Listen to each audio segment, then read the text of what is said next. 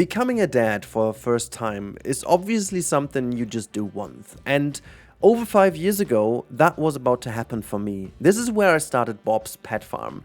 It was meant to be a project to create some content for you guys while I was carrying the first month together with my wife for my firstborn. Now fast forward almost 6 years later, I have made 2-time dad now, and the big one is about to turn 5 very soon. So if you guys are watching, you too, I love you to eternity. If I've only known back in the day how incredibly crazy you can love for a kid and how much love you can feel, I don't know if I was able to do this project without falling in tears, but I am lucky enough to have created that beforehand. So if you guys want to relive that whole story with me, also that was done way before having farm animals in the game and stuff. I used mods, I used my creativity and imagination, and I made sure to have all that content ready before it all started. Hopefully you guys will be happy reliving this with me, enjoying all the changes along the time and finding out a lot more about me personally, because I do actually talk a lot about my experience, you know, feeling that anticipation of becoming a first-time dad. Now, this is a project very close to my heart because it obviously, you know, followed along becoming a first-time and then second-time dad as well. And there's also some episodes later on because I always jump back into the project. Maybe you do need this to fall asleep. Maybe you'll watch this while studying or playing Planet Zoo yourself, or just waiting for Planet Zoo 2, who knows. Either way, I hope you guys are going to enjoy this supercut, and let me know down below if you are parents already, what your feelings are and what you love the most about this project. Now, let's jump in and enjoy.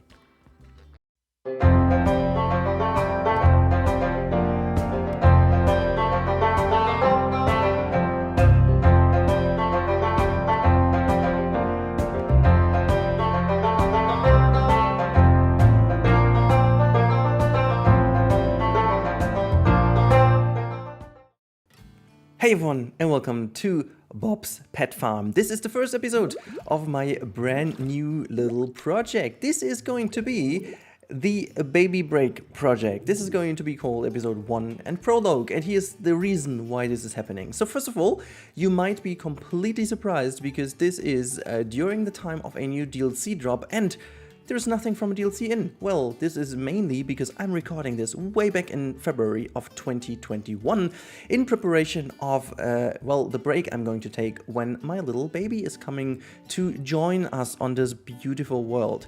And this is actually why I had no other chance than to pre-record everything and do the job already way in advance, because you never know how it is going to work out and how it is going to happen. And so, well, this is what you see right now on screen. This is going to be our little project. So this is the first time also that I'm having a project which is fully and completely done, wrapped up, everything is built, everything is to my liking, and this is where I'm starting to build and actually record the stuff. So we are here sitting in episode number 1 of what will be a 12 episode series. You can expect every week 2 episodes to be dropping. This means we are securing a time frame of about 6 weeks from today, if I do have time in between, which I still don't know yet, you know, because you always have to you know, plan for all the eventualities with such a huge life-changing thing, that I just wanted to be on the safe side. So 6 weeks will be covered, 2 episodes a week, which will be on Saturday and on Wednesday. These are the 2 days you can put into your calendars. This is going to be Bob's Pet Farm. And if everything goes to plan, this episode is dropping when I'm already daddy. So this is the plan. This will be the first weekend. This is actually the first weekend after the due date, and the due date is actually on Monday. So we still have like 6 days around-ish of spare time in between. If not, I'm going to push it 1 week further ahead, so that in any case, if this project is going to be launched to you guys, this is where the baby is already there, and I'm hopefully having already a blast, you know, getting to know the little one. Anyways, let's talk about the project. What is this? I mean, the intro gave away quite a bit, and there's a reason why I decided to do it. Simply because I knew this will be when a new DLC is about to drop. Maybe it is dropped already, maybe it's announced already, maybe it's not even announced, but we all know it's kind of it's not even a secret anymore that Frontier is having this kind of 3 to 4 months rhythm, and since the last one came out in December, we are pretty much sure that it has to be at late March or beginning of April. So Don't worry, I don't know what it is yet, but we all know that this is gonna happen. And maybe I had the time still to do some stuff, then you will see some stuff dropping. Maybe you don't. It just depends on the timing of everything, of the baby, of the DLC, of whatever. So yeah, today we are starting with the pet farm, and the idea about this little project is something I haven't done in this game, and this is completely different from all the things I did. This is going to be a little farm. I'm gonna call this Bob's farm. I don't know why, I just thought that would be easy.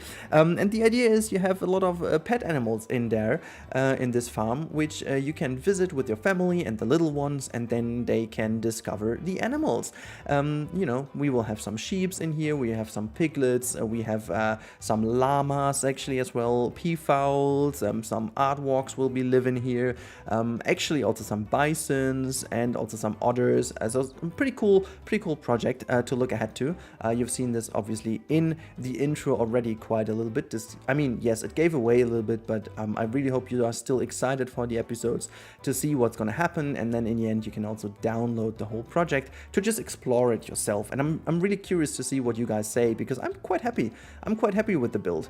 It just turned out way better than I thought. There was a lot of stuff I learned along the way, because the challenge was so different. It's not going to be a zoo. It's actually way more of a free roaming environment, you know. And this is why we're starting with a very classical barn build. So this build over here is the most classic barn build you can imagine. There's legit not much about it. The level of detail is still very reduced to the minimum, but I think this is what you need to do, because that's just basically the way it is. Just a very simple build.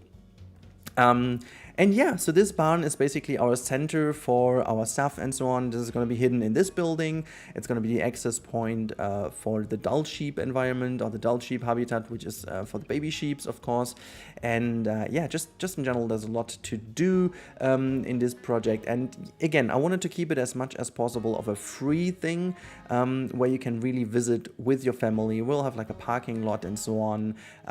We are going to have like a little bit of an entrance area. We are going to have some small shops, nothing major, an area where the kids can be, but most of the times I assume this would be where you can make some picnics. So we will have like a huge picnic area, because people would bring their stuff, or they have like a kitchen here in which they do cook the people something. So it's nothing where you really have a lot of shops necessarily, because that's Bob's farm. It's like, I imagine this is like a family farm thing, where they just earn a bit of money by the people that come over and pay for the stay, and that's about it. It's also rather small. We don't have like a hotel area in here. It's just like a day visit for a day trip.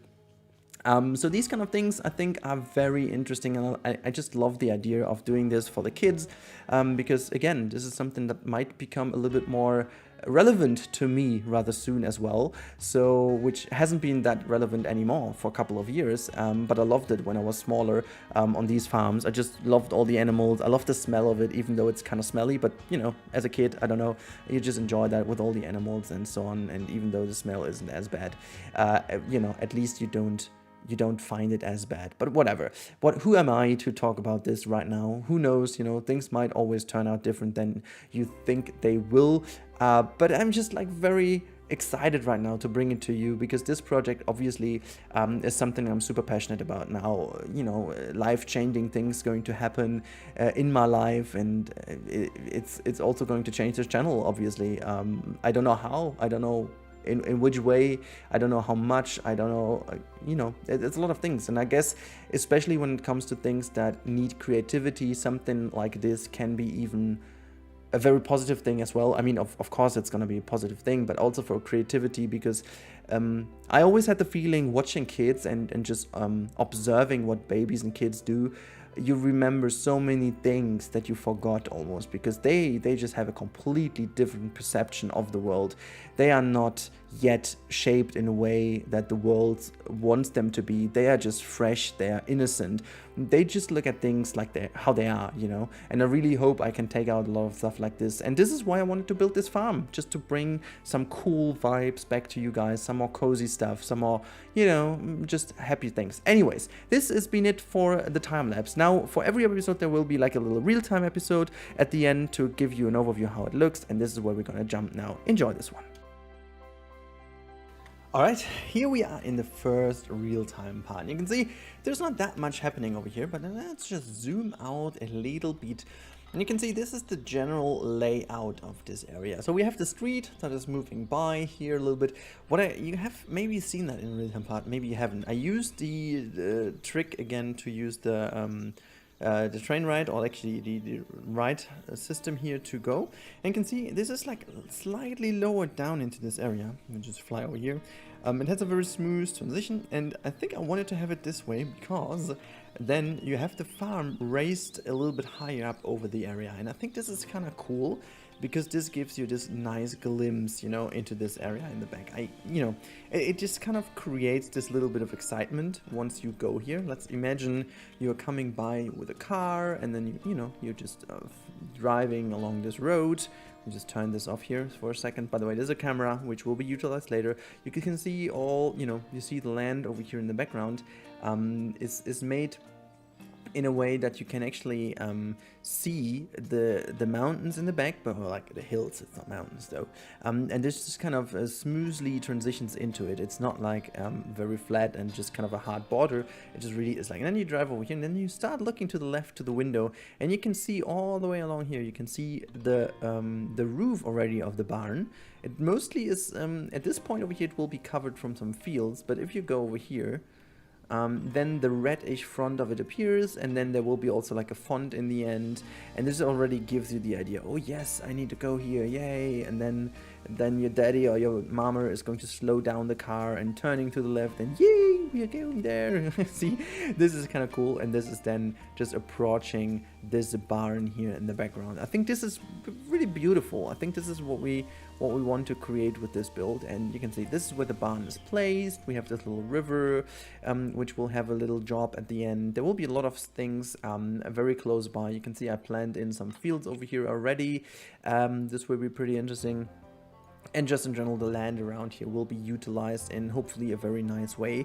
But yeah, I think this is all I can say for the first episode and the real-time part. Again, a little reminder, this is all pre-produced, guys. I have done this in the span of I think 3 or maybe 3.5 months actually.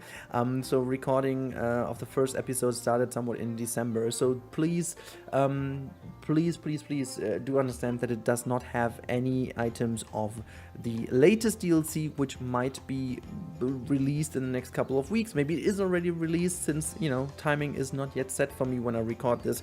I don't really know. We only know there will be something new, and this is the reason why. Anyhow, I would love if you guys could support this project as much as possible. So let me know in the comments down below what you think about this project. Do you think it's a good idea to have the farm? And if so, let me also know what you have in terms of memories regarding a farm, or are you living on a farm? Are you going to a farm? Is there a farm close by to you?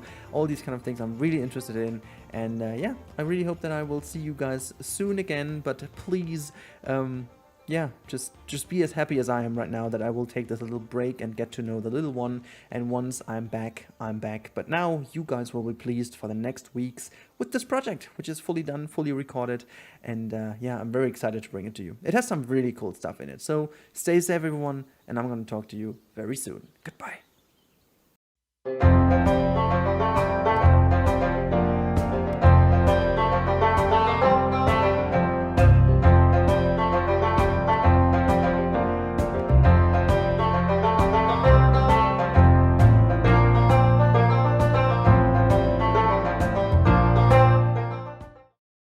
Welcome everyone to episode number 2 of Bob's Pet Farm.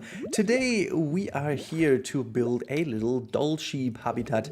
This is going to be the baby sheep habitat in which the kids can actually learn something about some little sheeps and, pet them and just be around and, I don't know, see how they live in here. And today this is again the second episode of this project, and maybe now the DLC has dropped, who knows, or at least you know what the DLC is about.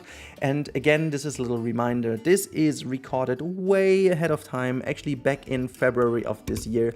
So I'm sorry there is no DLC content in here, simply because I needed to prepare, and if everything went to plan or actually worked out as planned, then the little baby is already on this beautiful planet, and I'm spending some quality time with my family, I should say now, with my wife and my little baby, to take a little break from YouTube until I understand how the new everyday life is going to work out. So please bear in mind with me, there is no such a thing like DLC content in here. However, if I do have the time to prepare something, you will see this in a different way. I hope you still enjoy this project. I hope you still enjoy the efforts I put into. If you do, please let me know in the comments down below. I might at least read the comments and reply to them, because, you know, chilling on the sofa with the little one in my arms, hopefully this will be the idea, then I can answer some comments. However, in here, we are today building a little bit further ahead into the project. And again, I'm super excited to bring it to you because it was so much fun to build this. So much cool new things I learned, so much cool new little items I built, and yeah, it's just something completely different. It's not a normal zoo, it's a farm. You know, you can go a bit more freestyle, free form. You can do things in a different way than you would do them when you have like a zoo. It's all from the style a little bit more countryside, and I don't know, it just really turned out to be a lot of fun building this. And yeah, you can see I was building this little fence type over here as like a little opening. The gutter is going to be opened here. Then we have like some little things that like iron bars that keep it together. It's just, yeah, not too crazy. And then obviously we needed to put the pathing down, and pathing is again something that will be pretty interesting in this project. I wanted to try to make most of it, well, invisible is exactly what I want to do. You know, as a farm like that most likely never has like a pavement or, you know, like a concrete path. It's most likely natural pathing, and this is again what I wanted to do.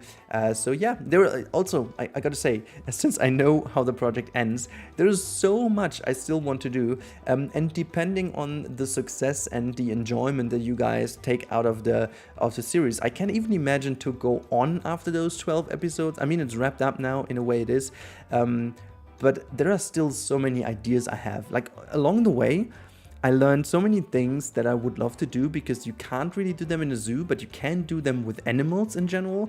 So like, you know, there are some little ideas I still have, even though we don't have the animals in the game yet to use this, but I don't know, there are just so many things I would love to see. But yeah, this is episode number 2 only, so there's still a way ahead that we have to do some stuff, and yeah, there's some cool stuff coming, I tell you. Especially next episode will be kind of cool. Next episode will be I think one of the only episodes that doesn't even feature an animal, but I'm still very excited for the next one, because it has been something so different and rather unique that I just liked it the way it is.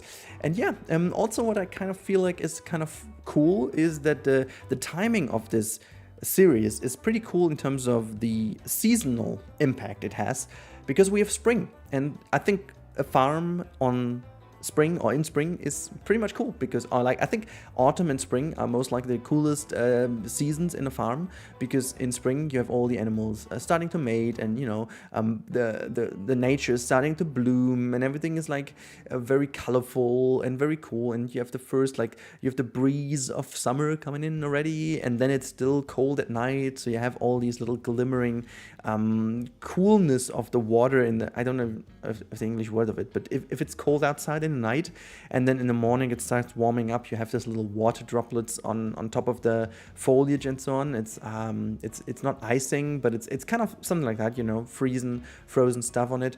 If you guys know the word for it, please let me know in the comments. And since I'm recording this way ahead of time, please remember me which word I was looking for, because I totally forget that. But yeah, never mind. As I said last episode already, this is where we put the stuff buildings in, and this will be hidden away as best as possible. I mean, we still need these stuff buildings to make it somewhat operational, which it is at the end, so I'm quite happy that we can do this already. So yeah, full throttle ahead. We are building a nice farm, I can tell you guys. This is going to look fantastic. I started doing this project in December of 2020, and I I kind of squeezed this in whenever I had a little bit of time, and I tried to build this still with all the other projects running, because again, I haven't told you that I will become daddy, so I couldn't really find another argument for not doing too much of the other projects, and I needed to squeeze that in where it was possible, just to, you know, not give it away. And usually, as I love to do it, I want to give you always teasers of a new project, but this project over here I couldn't tease because it was too obvious. But now, as the news were out, I think maybe I have given you a glimpse of it. Maybe I haven't, I don't know. Because I am again recording that quite early on, so that everything is already uploaded, and because you never know if a baby decides to join us earlier, which we don't really have full control of, it might be that this has to be ready earlier than I thought, so I'm working quite a little bit in advance. I'm doing this in 2 goes, so this is the first recording go today. The next one will be a couple of weeks later, so I don't know, maybe I do still do some tweaks, maybe I don't. I have no idea. I'm just like taking this a little bit more yeah, free and loose, and yeah, just a bit more just enjoying what I did over here. And I also tried to find some music that supports this, for like a farm, and just the positive vibes and just everything. I don't know. I don't know about how you think about this, but maybe this is a great topic for the comments today. What do you connect to a farm? Do you have specific memories of a farm visit in the past? Do you have specific things that come to your mind when you think about baby animals, pet zoos? I don't know. Or do you have anything else to talk about in terms of your childhood when it comes to animals? I think this is a very cool topic to talk about in general. So please let me know in the comment section down below if there is something special you remember. I do certainly have this. We've been to holidays when I was smaller to a farm for like a week, and I just enjoyed it so much because like I learned so much about the nature, how I love the nature, how I just enjoy being with animals and the nature and stuff like that. So this is something you just get used to when you do it. You can always say, well, I do like animals, but this never really you can't actually say it 100% sure if you haven't experienced it, you know. You can obviously think you would, but you can't be sure of a certain until you have really experienced that. And I certainly did experience this, and it was a great experience, and this is something I really love to remember. It's great memories, and the same goes actually also for some zoo trips, obviously, but the farm was something different in the mountains, and you know, just this there's still like a feeling I can kind of try to remember and then get it into my stomach, so to say, of how nice this was, and the smell of freshly mown grass fields and plains, and that was beautiful. Anyhow, so let's jump over in the real-time part for today. I'm going to show you how this little sheep area turned out to be looking. Enjoy. Alright, real-time part of episode number 2 of Bob's farm, or Bob's pet farm. We are here, and you can see this is the finished build of our little, you know, I want to call it goat, but it's a Dall sheep. This is the Dall sheep little area, and oh my god, I'm so happy with how that turned out.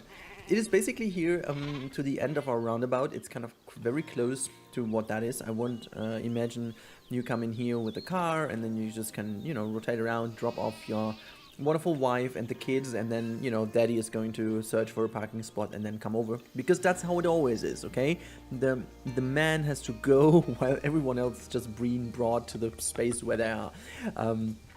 But yeah, no, we are here, and you can see this is the little area we created, and I think, you know, it really is exactly how I wanted to create it. I love that. So you can see they are living around here. I will, to the end, I will get out the parents, and we only have the baby goats in here. No, not goats, but Dall sheep, but they look like goats, so this is why I want to have the small ones in as well.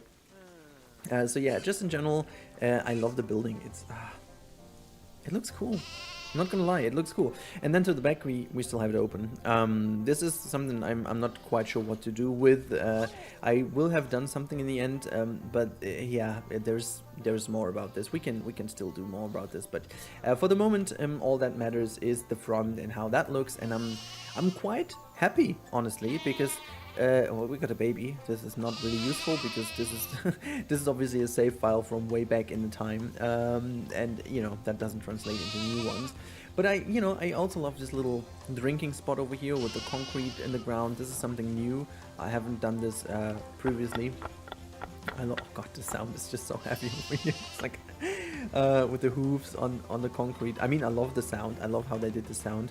And I love it even more because I've been to the Frontier office where they created these sounds. And I always see the one man sitting down on the ground creating those sounds. And you would not believe how they did this. It's really cool. I have a vlog actually on my channel if you're interested. Just do like a vlog from Frontier office visit. This should bring you there. Very cool how they did this, to be honest. Oh my god, look at this one, just storming here to drink something. But yeah, this is this area. I love it a lot. It's looking rather cool, and I really hope you guys enjoyed this build today as well. And again, let me know in the comments down below if you liked it. Let me know by clicking the like button. If you've not subscribed yet, for whatever reason, do so. This wonderful project is appearing every Saturday and every Wednesday for the next 5 weeks at least. So be here, be there, enjoy it. It's gonna be great. And I thank you guys so much. Stay safe, everyone, and I talk to you in the next one.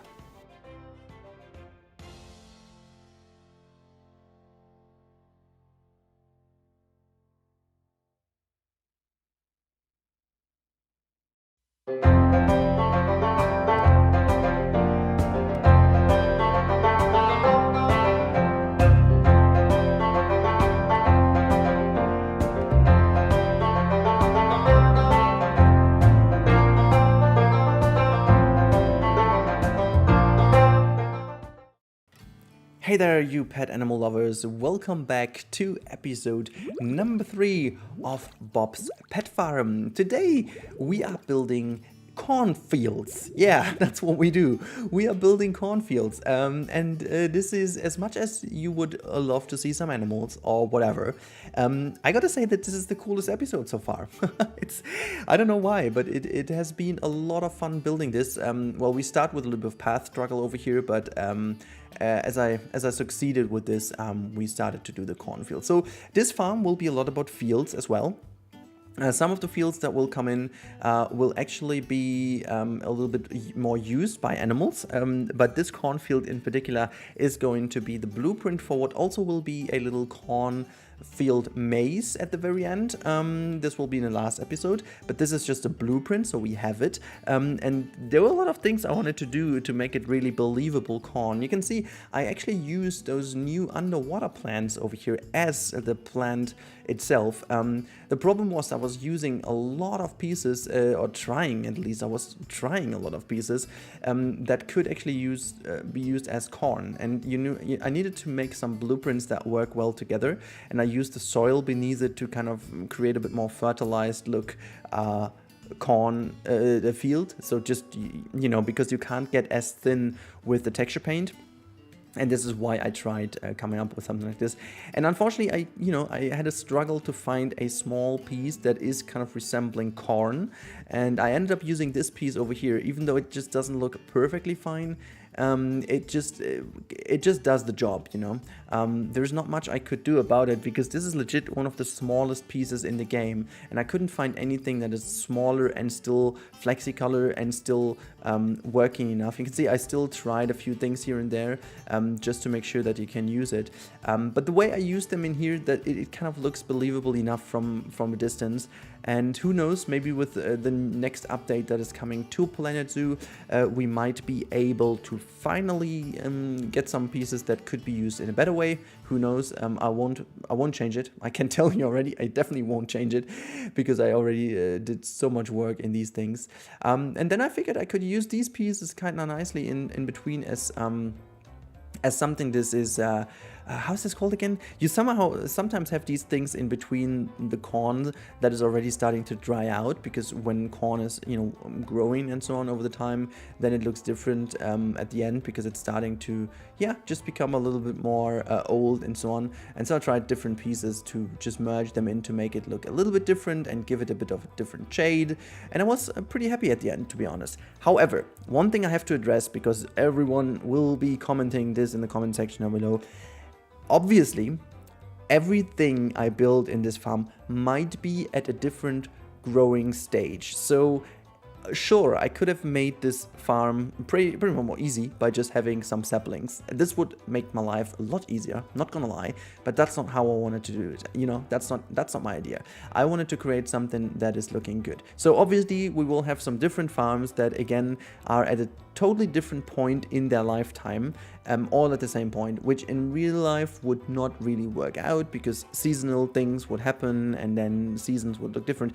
I did not pay attention to that, and I hope you can understand why. I just wanted to create something that looks good and sparks the joy of a farm, and not, you know, pay too much attention to this, because that would have been something rather unnecessary, I think. I mean, yes, it could have been cool to do it, but then again, what is the point of it? Okay, so yes, it's more realistic, maybe it kind of translates the story, but then again, at the very end, it just really doesn't add anything to the build except that it is there and you can just checkbox, you know, just hit the checkbox that you did it. That's all. But I wanted to create something different with this project. I wanted to create joy and, you know, maybe create some memories for you guys, which I really hope I can do. If I do so, by the way, let me know in the comments down below. As I said last episode already, it's always interesting to hear what you know, connect, for example, to a cornfield. Oh, I actually have a good story about a cornfield. Oh my god, I need to tell this. I didn't plan this, but when I was younger, I was like around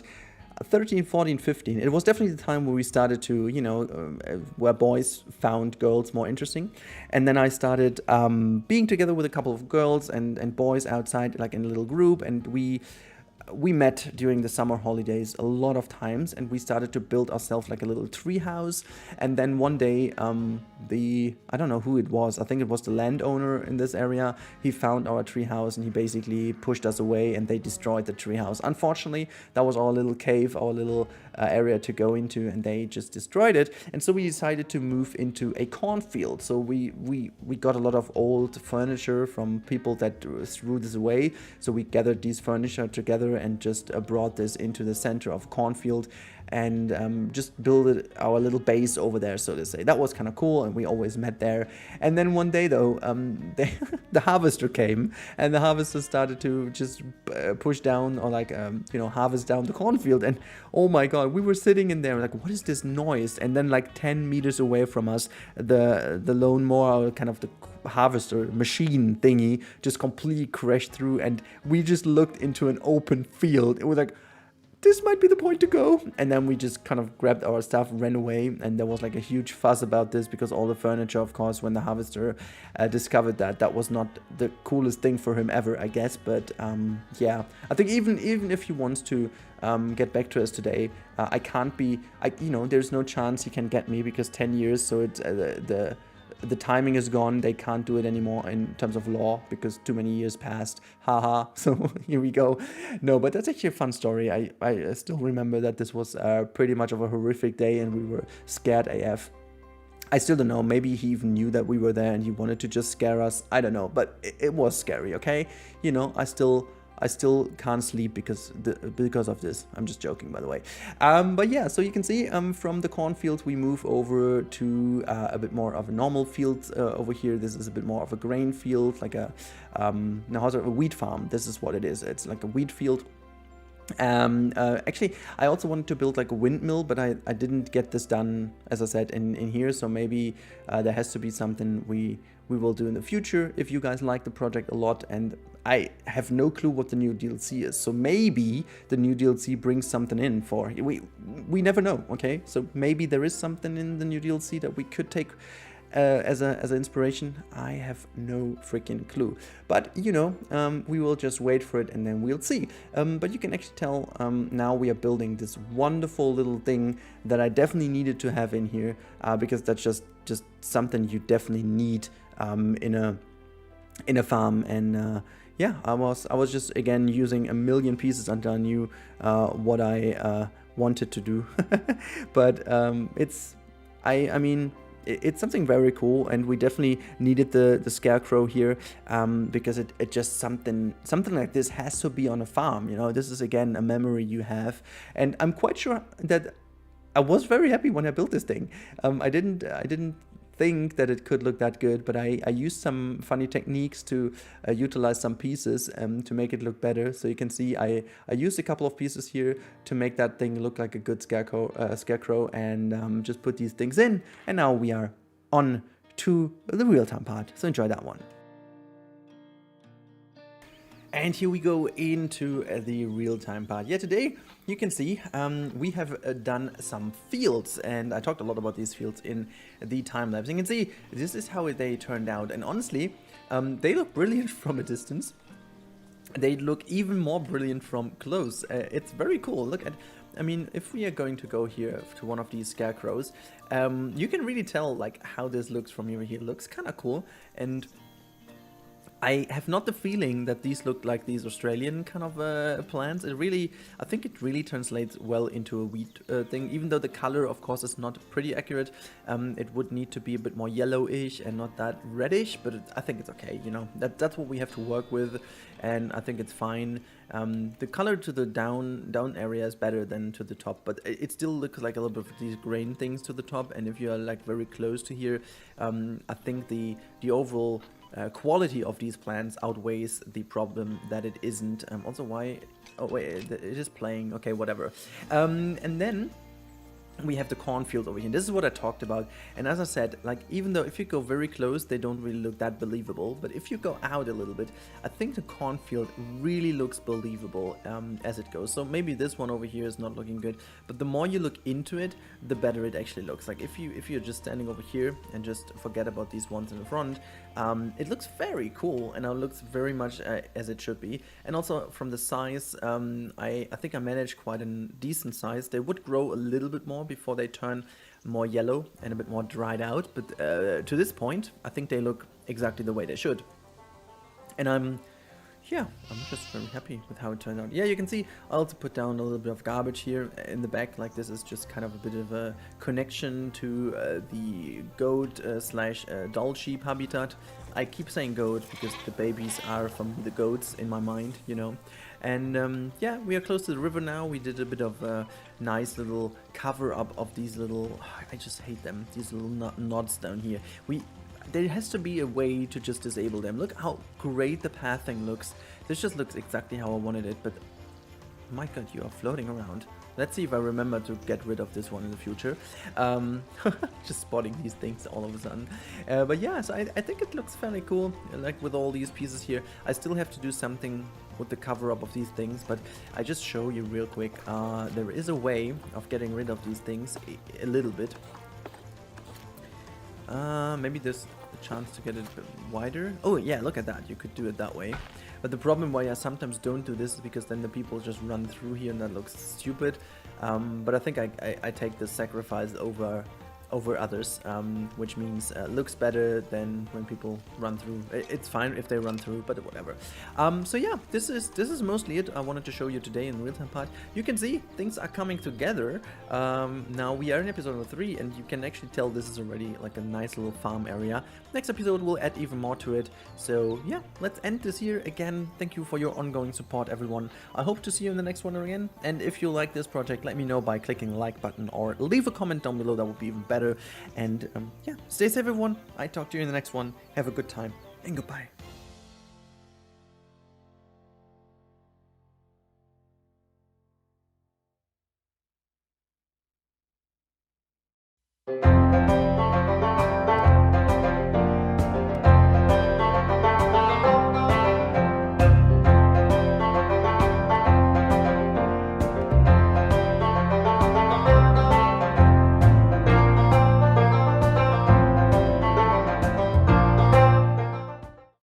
Hey everyone, and welcome back to episode number 4 of Bob's Pet Farm. Today we bring in another animal, and this is the wonderful llama.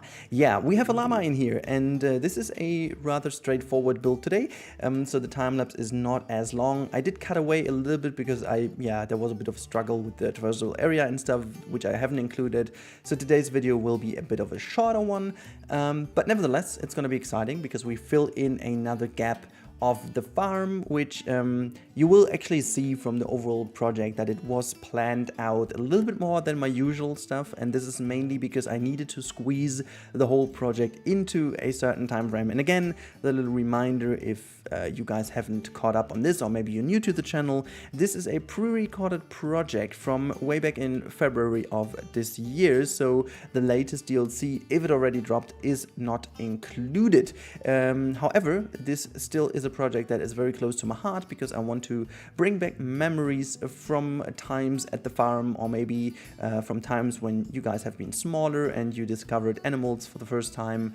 And so because I just became daddy rather, last couple of weeks, this is a project I wanted to do, and I really hope you guys are going to enjoy this. But yeah, we are building a little shelter here for the llamas, and one thing I do have to say is that most of these buildings you will see throughout the series, like little shelters, are basically just like farm shelters, so the animals can always be brought back into the big barn, which we have. So we will have 2 big barns that they can be brought into in case they need, but most likely it is in these farms like this that these animals just live on these fields, they have plenty of space, they can roam around, and then they just have the sleeping shelter.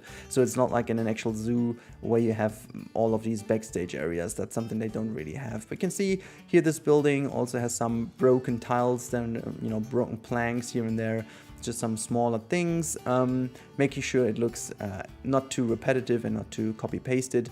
So I'm still very happy with how this all turned out.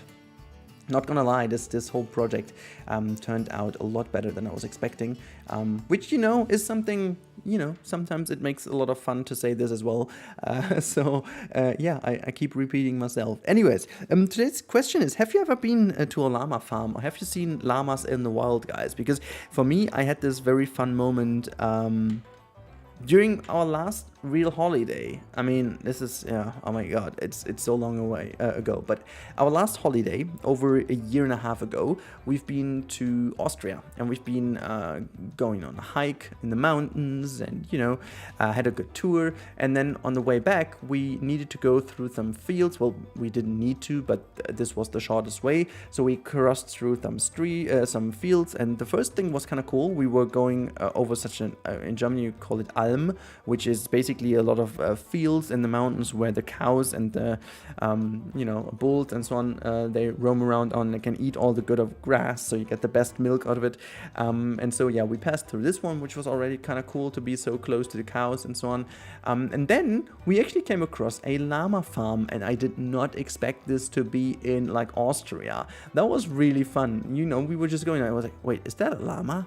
Oh, is that another llama? Oh, look at this. Oh my god, so many llamas over there. So that was pretty fun. So we found them there, and also had like some alpacas there, llamas, alpacas. So that was really cool. And we just were going over there. They didn't really enjoy having people too close to them. This is also why I make like a bit of a better security netting over here. Llamas seem not to be too happy all of the time, especially not when they have kids. They seem to be quite territory and secure about the babies. So we make this a little bit more of a secured area, but still there will be like a little entrance in case that the farmer is going to take some kids into this pattern, and making sure to teach them about the llama. So maybe they do separate the older ones from the babies, and then they can just go in with the babies. That's my idea about this. But yeah, so you can see again, a very straightforward build. We have already set everything into place last episode, and so I'm just going to put some simple fences over here, just making sure this all looks good. Some leaning pieces here and there, and then just putting the last fence bit in like this. And yeah, this is what I just said. We make like a little gate in here in the front, so this is where actually the gate would be.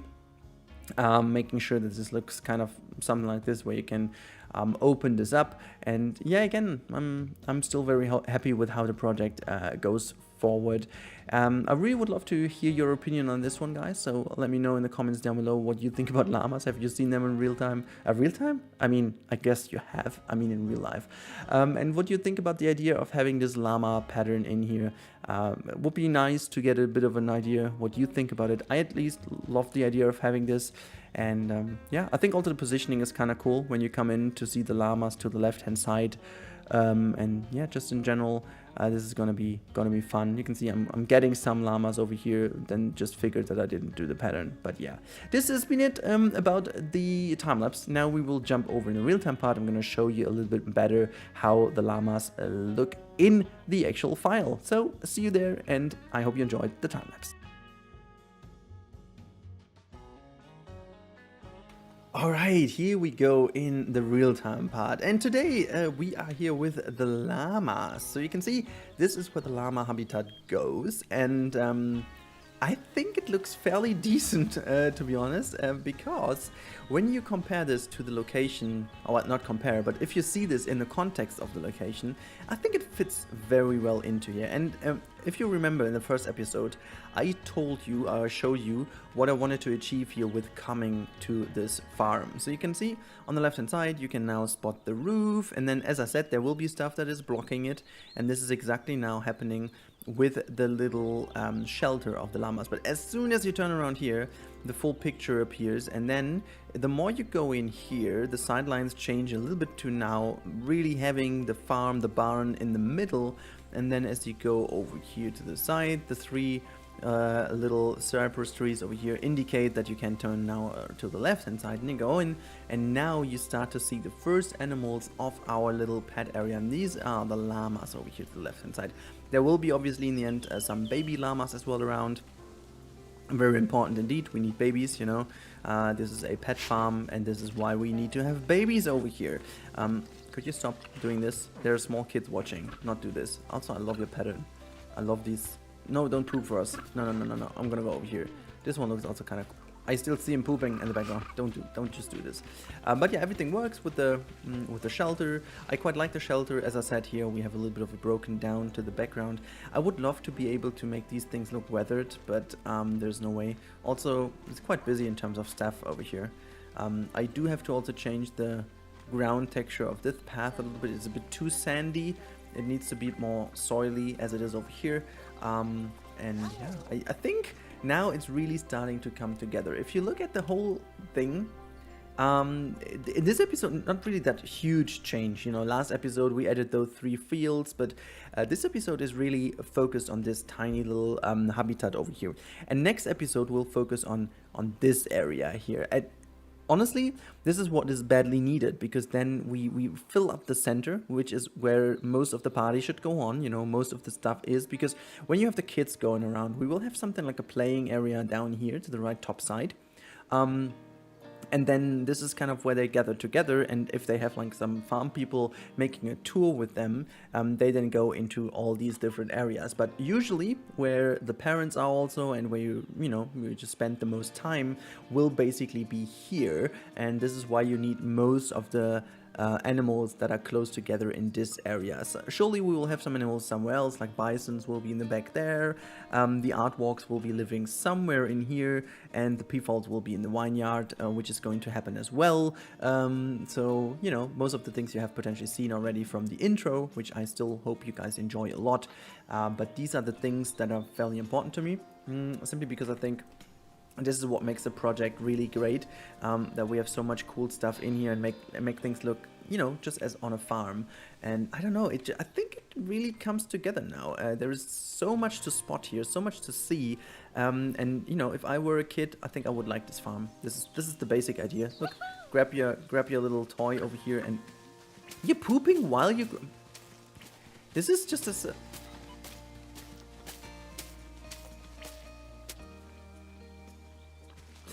I have no words for that.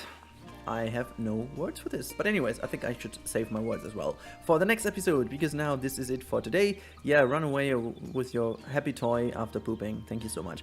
I hope you guys enjoyed today's episode. I hope you enjoy the series so far as well. Let me know in the comments down below as always, and if you like the episode, give it a like. If you haven't subscribed yet but you like the content, please consider subscribing. That helps me out a lot. And now I really wish all of you guys a very happy day. Stay safe everyone, and I see you in the next one. Remember, this is always dropping on Saturday and on Wednesday, so put it in your calendars if you enjoy that, and then I talk to you in the next one. Goodbye everyone.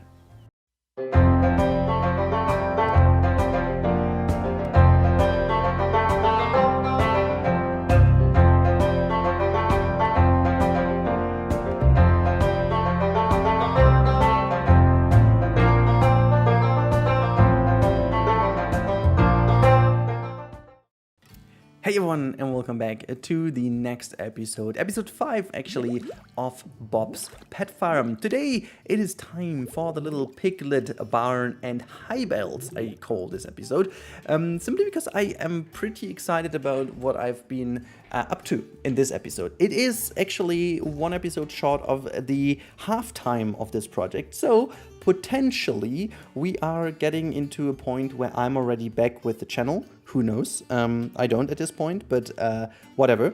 So we are going to have a look into the piglet little building today, which will be the warthog. Actually, we don't really have pigs in the game, unfortunately, so this will be the warthog piglets, but I think we can use them pretty nicely. And it's also something that we definitely need to have in this zoo, farm, barn, whatever. So we're going to have a look how this turns out. I had a bit of a struggle in this build with, you will see this later on, with the enrichment item. I think the build is just pretty small, like the little piglet area I built is a tiny bit small. I made this so it can fit into this area, and I imagine they do have a bit more space to the back side of it, where you could open this up and have the pigs running a bit more free in the wild, so to say, because the farmland, there is so much space available that I figured this would be. But I wanted to have it a bit more smaller in the front here, so to make sure that the kids do see the animals when they roam around here and they're not too far away. So I'm changing the size of it just rather a little bit later on into this episode. But again, just to come back to what I said at the beginning, maybe I am already back on the channel at this point. So 5 episodes in, this means 2.5 weeks have passed since a baby is in this world, I guess. At least it should be. And maybe if everything goes fine and everything is good, then I might know already a little bit when I might find the time. So from now on, I will be actually a bit more active in the comments again and stuff like that. And you can always reach out to me in Discord. So in case you guys have not been there yet, I highly recommend to join my Discord as well. This is the place where I might at least answer sometimes and just have a little look into it. But yeah, other than that, I really hope you enjoyed this series so far. So as I said, we are nearly halfway through. Episode 6 will actually be half-time, so to say. Unfortunately, I couldn't get Lady Gaga to sing in my halftime show, but I guess you will still be happy with me and Bob and the owner of the farm, you know. This is what we have. But no, just in general, I think I really wanted to make this project as something, again, to just dwell in some memories, maybe go down the memory lane and just enjoy what this game is also capable of. And this is built a bit more, you know, out of the box, something else, building a farm rather than a zoo. I mean, because at the end of the day, it's animals, you know, it's all about animals, and animals can also live on a farm, which is kind of cool. And I really hope that you guys still enjoy this, even though we are already in episode number 5, and we all know that with these kind of series that it most likely appears that episode 1 and 2 do pretty well, and then only the people who enjoy really the series are still with us. And again, this is exactly what I hope. I still hope that you guys who do enjoy this series are still with me and enjoy this quite a bit. So in case you do, let me know in the comments. As always, you know, this helps.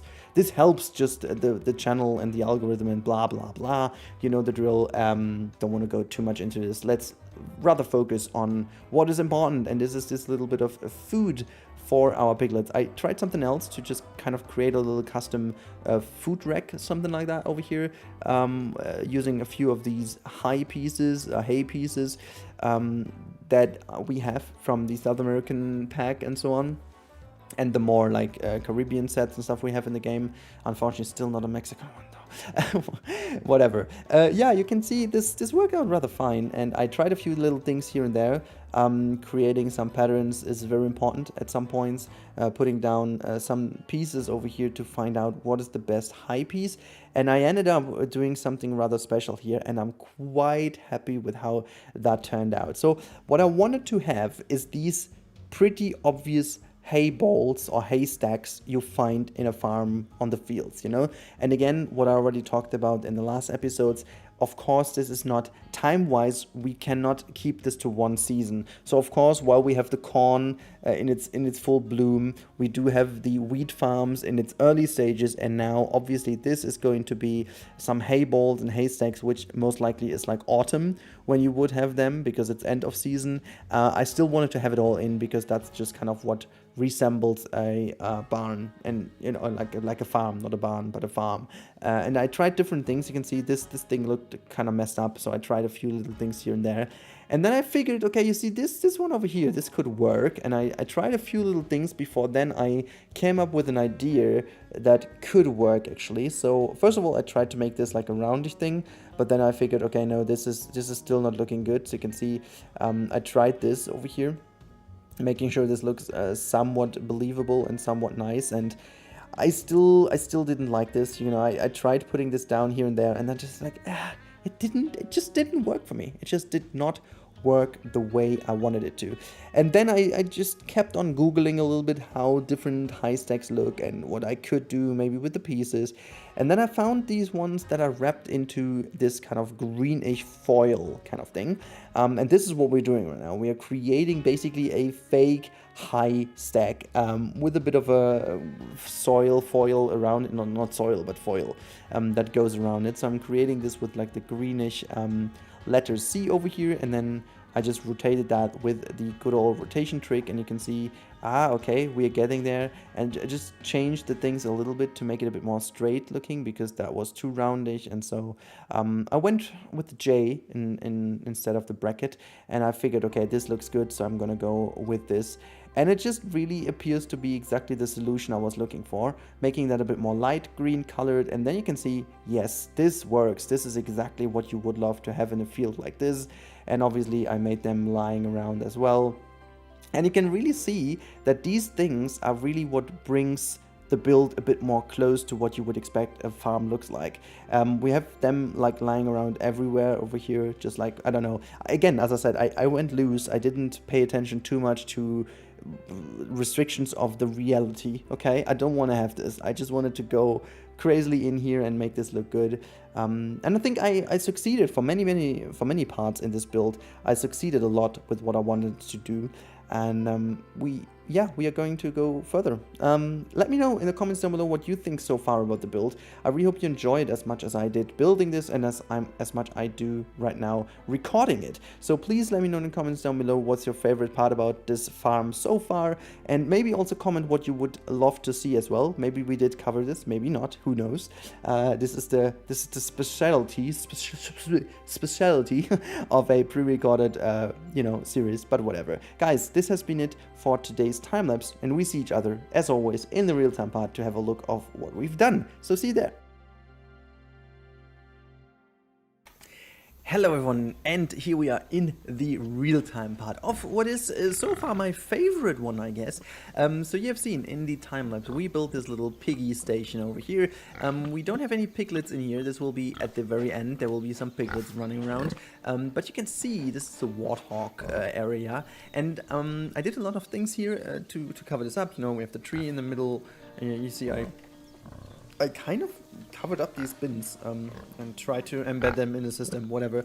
But I think the one thing I'm most happy about, it's insane, in today's episode are these high bells over here. Like, I don't know, they are just, they are the perfect thing. They are just what I don't know. I had such a struggle finding things that really create the look like this, and I will definitely use them way more often throughout this project. Don't worry about this, they will be everywhere because they're just too good. But now if we tackle this again and follow along the road, you can see it's now coming together. And I put some trees over here to just hide the roof a little bit more, to spark the excitement a bit more for the later stages of the turn over here, or like the course that you're following. And then over here you can see there's another tree now in the middle, but now the red roof sparks through, and this is where you really get the glimpse of where you're going. And then kids are still excited, and then we go to the left and go to the right and hands up in the air and whatever, and we approach the barn finally. I was not sure maybe to exchange this tree with a smaller one in the later stages. I have to see how it looks when it all is done. Maybe we keep it because there's still enough space in the middle. But yeah, I think it just looks fairly decent. And now with this area on the right, we really have something to look at as well. You come in, we will have some picnic benches in between, picnic benches everywhere, and also in the back you can see I started to create a bit more of a connection with the pathways. There's some other buildings that will be covered up as well. So yeah, if we zoom out a little, it's really it's really starting to look like a farm, guys. It's really starting to look like a farm, and I'm really happy. Looking back at this now, I remember how the progress was over all these weeks, because sometimes I had like a big break in it, sometimes I did it like right away, right after each other. So it was really happy to finally get this together. Also, I'm happy about the pattern here. The closer you get with the roof, it looks kind of cool and a bit more smooth. But when you zoom out, it just creates these whitish outlines. I still don't know why, but I'm like, I think this is the distance I like the most, with like a bit more pronounced whitish outlines. This looks almost like weathered, which I would love, but yeah, if you go closer, it's a bit gone. I think it's the shininess that is not really working perfectly fine. Like the shiny, I don't know. Also, there's no bump map on it really, which is a bit of a pity, but okay. I think it's looking really good.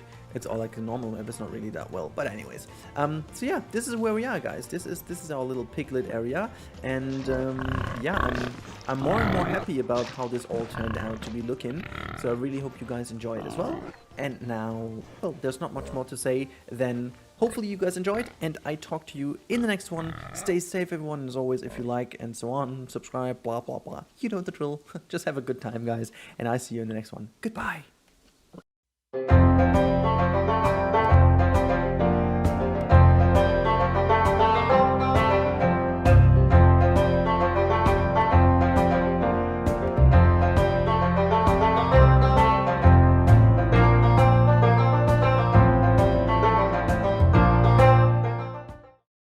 Hey everyone, and welcome back to Bob's Pet Farm. Episode number 6 is on the horizon. We are back in it, and this is the half time of this project, and this is going to be a highlight. It was planned this way, that this is going to be one of 2 bigger highlights of this series, at least for me. I don't know how you'll see that, but for me it is a highlight. This is a Bob's vineyard, so to say, and this is a little wine farm, or like a grape farm, I should say, because wine is what you do out of it. But this is like, first of all, it's grapes that are obviously growing a lot in these little more hilly areas. And this is why I created this hill already way back in the first episode. And this is where the wine thing is going on, the wine farm, the grape farm is going to be. And I tried so many things, so many different, you know, pieces and flowers until I was really happy. Like, honestly, this thing looks pretty believable, and I'm super happy with how it turned out. I'm super happy with the usage of pieces, and I'm also super happy with the fact that we will have some peafowls roaming around in here. That's something, I think this is, for me personally, I guess the best usage of peafowls so far in the game, not gonna lie. This is something I was really happy about, because I, you know, haven't used them so far. And yeah, this is what we're doing. We are doing the wine yard today. I'm still so happy about this project. In case you guys are new to this project, you're new to the channel, whoever, or maybe you're coming back from a break, whatever. This is pre-recorded, all pre-recorded way back in February. So in case you're missing out on some DLC pieces or new animals, I'm sorry they're not in. I still hope you're going to enjoy this series quite a lot, because this is something I could not do in advance, obviously, so please bear with me. This was important for my little daddy break, and yeah, who knows, maybe I'm already back, I don't know. And this is also the last episode in which I'm going to talk about this, because from the 7th episode on, I think everyone should be okay with why this is happening the way it is. You usually don't start with episode 7 of a series, so I'm quite sure that this might be then enough. But yeah, you can see I'm just doing the little blueprint over here of the, yeah, is this kind of a wine rack? How do you call that? But anyways, this is where the wine is growing, and again, I'm super happy with the blueprint I created over here, while we have the happy farm music going on in the background. I'm still quite happy with the music choice. I hope you're not tired of it yet. I'm not. I like it. I like it a lot. I'm actually grooving right now. I hope my microphone is not shaking too much, because that would obviously not be the best thing ever. But yeah, I think it's looking fairly decent. And you can see I utilized a little bit of the habitat trick over here to terraform as well. Unfortunately, I could only do these 3, and then I just need to copy them in the middle. And I think I I managed to get 5 in or 6 or so, and then I needed to copy it by hand. As you can see over here, it actually was only 3, so yeah. But I think it still looked fairly decent in the end.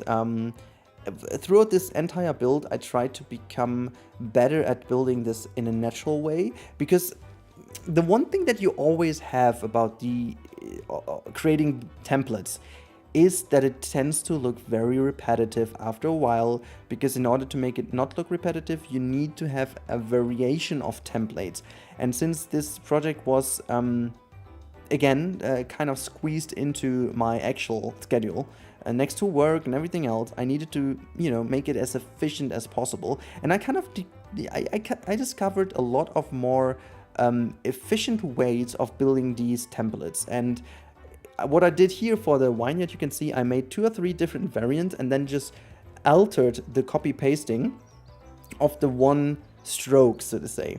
And when I took the one stroke and copied that one, I sometimes just reversed a few pieces here and there, just changed them. And from this moment on, you can keep on copy pasting, because then you have so much variation in that it just looks brilliant after a while as well. So it just looks very much realistic, because everything looks kind of the same, but then again, it doesn't. This is how it is in real life as well. I mean, you know, a wine plant looks like a wine, or a grape plant looks like a grape plant, but it obviously would not always be the perfect carbon copy of the other one. And if you alter the rotation of the pieces, and if you can, sometimes the color of the pieces, it just adds so much to making it more realistically looking. And I think this is what I just kind of succeeded with. I also put down a few rocks here and there, making this a bit more rocky, to make this really like a little hill section over here that makes sense. In the overall context later on, it looks kind of cool, because I do a bit more of not terraforming, but most likely what I do pay attention to is making this all look, yeah, kind of embedded into an overall environment, which looks good enough, I guess, making a bit of a forest there, and just making sure it all looks a bit more settled in. But yeah, so this is already preparation as well for the next episode, which, or next episodes, I should say.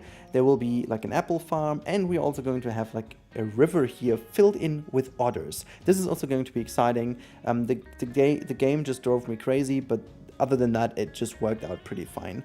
So you can see the vineyard is being done, and what I did as well over here is I created some pathway through here, simply because I wanted to make people move, you know, through these vineyards, making sure that they go there, and to give them a reason to go there, we will have the peafowls roaming around. Again, I have no clue how this will turn out to be looking with people in. This will be something for the final tour we will do, but for the moment being, I'm just still happy with how that turned out. Now, what we also need is a barrel. We always need a barrel, because wine is... there's just no way to not have a barrel, okay? You need a wine barrel. It is just the one thing you need to do. I kind of struggled a little bit to build the right version of it. At the end, I'm happy with the barrel I built. It's not the most perfect one, but I think it does its job. And I wanted to also make sure that I, you know, keep the piece count. I want to say reasonable. It's still quite some pieces, but it's not as crazy as the one that our friend Haribo did. I remember that he did a crazy one for his build, which is insane. It looks insane, but again, the piece count is just way over the top. Which I talked about this in a showcase that's a couple of weeks ago, but for me personally, I love these kind of crazy builds when they are one-off, you know? Remember when I did the shopping mall? I think I abused the pieces like crazy as well in this, making the smallest of details work somehow. But the problem is you put this building down and just half of the performance of your park is gone.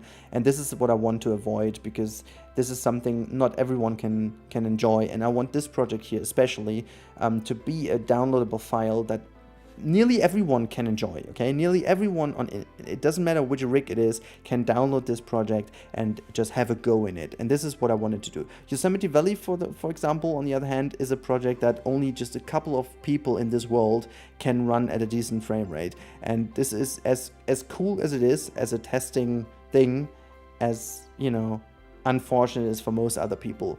And as much as they love the project, watching it, they potentially would have loved to also check it on their own computer. But, you know, if you only have like 12 FPS or like 8 FPS. That's not fun, you know, that's not fun at all. And so I do understand, of course, why people then could be a little bit, you know, sad about it. And this is what I wanted to avoid with this project. I definitely wanted to make sure that you guys enjoy the project as much as it possibly can, with old content, so to say. But still, when you download this, you enjoy it. And then again, on the other hand side, it might only be old content in terms of animals and in terms of stuff, but we all know that sometimes creativity outweighs the new stuff, and so I really hope that you guys enjoyed the project for what it is. And this is, again, going down the memory lane of experiences in your past. And I think especially for the Europeans, I definitely want to know what you guys connect to these kind of vineyards or wine fields, because again, this is something, of course, I always connect this to what I discovered.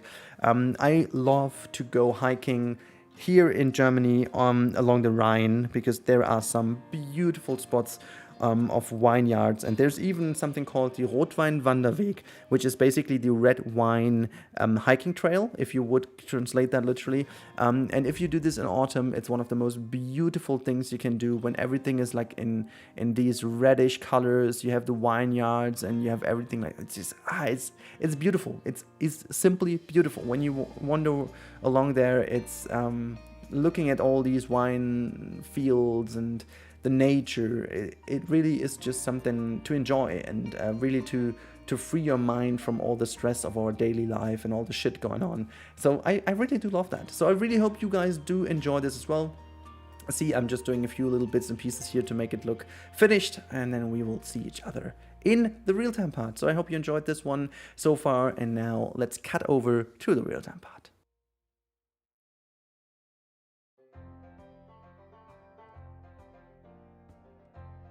And here we are in the real-time part of what is potentially one of my favorite episodes in a long time in this game, and also, of course, then in this very special build over here. So this is the peafowl vineyard, as we talked about. And you can see we have the peafowls over here, and this one is just showing you that they can basically move between all these little gaps in here pretty much just fine. And I used a lot of tricks to make this entire area, obviously, yeah, well, secure. You can see I used a lot of these elephant grass thingies to make sure that they cannot escape. I put a lot of barrels down, just to make sure that the barrels are somewhat realistically for a vineyard. I mean, they don't have any purpose here other than making it look nice, because you would basically not put anything into these barrels here. You would bring this into like a wine cellar or something like that, and then you would, you know, make it there. But I don't know, I just needed this here to kind of give this a reason to be like this. Whoa, what are you doing there? You're just walking over. Never saw it, bro, walking over these things that nicely. Look, this is just, this looks kind of cool here on this. Oh my god, stop. I just like that. I want you to be staying here for a second, because that's kind of cool. It's just, I think I never did it over here like this, but I think this just looks fine. That looks cool. Thank you for making this possible. Also, like, walking over this thing looks kind of cool. Anyways, okay, yeah. So see, this is the vineyard, and I love the fact that, you know, this one is just moving in here, and later on when we've guests in here, they will also be able to walk through and watch the animals. They can still hide away. I think all these things count as a block, so they should have enough privacy to not stress out all the time. There is some water hidden in here as well, and everything that they need. So yeah, all in all, this is what we've created here for the peafowls, and there's another one over here. I just threw a lot of them in. This is also maybe the one animal that I don't do too many babies on, because honestly, the baby peafowls really don't look that great, and also, yeah, you wouldn't really pet them more than you would go in here with the older ones anyways. You know, whenever I think about peafowls, I always have seen the big male ones, already grown up ones. This is what I always used to see on farms and anywhere else. So yeah, I think I'm gonna go with the same. Where's the other one though? It just walked up here. Look at this, there you go. Look, already quite high up.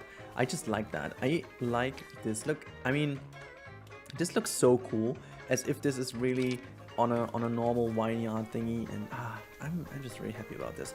Anyhow, this is the real-time part for today's episode. There is already a little glimpse for the next one. Just showed you something. But this is, I needed to go into this file because in the actual file from episode 6, I haven't put the animals in.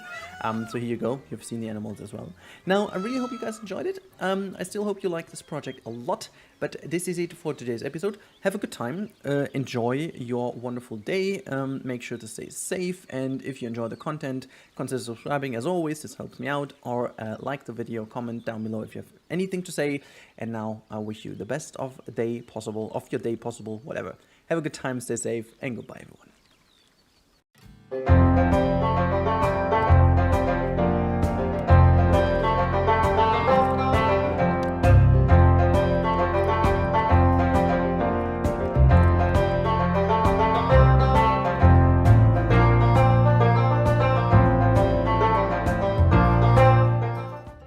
Hey everyone, and welcome back to Bob's Farm. Today we are back in here, and yeah, actually for me it is a new recording session. I did a little break between episode number 6 and this one 7 over here as a little reminder. Today we are building in a pre-recorded thing. So this does not include any new DLCs that came between end of March and end of April. I have no clue where we are actually at this point in time where this video is going to be released, since this is all down to how our baby decides to see the light of day. So yeah, just a little reminder. Today we are going to build a apple farm, and here goes a little thanks to the Amber actually.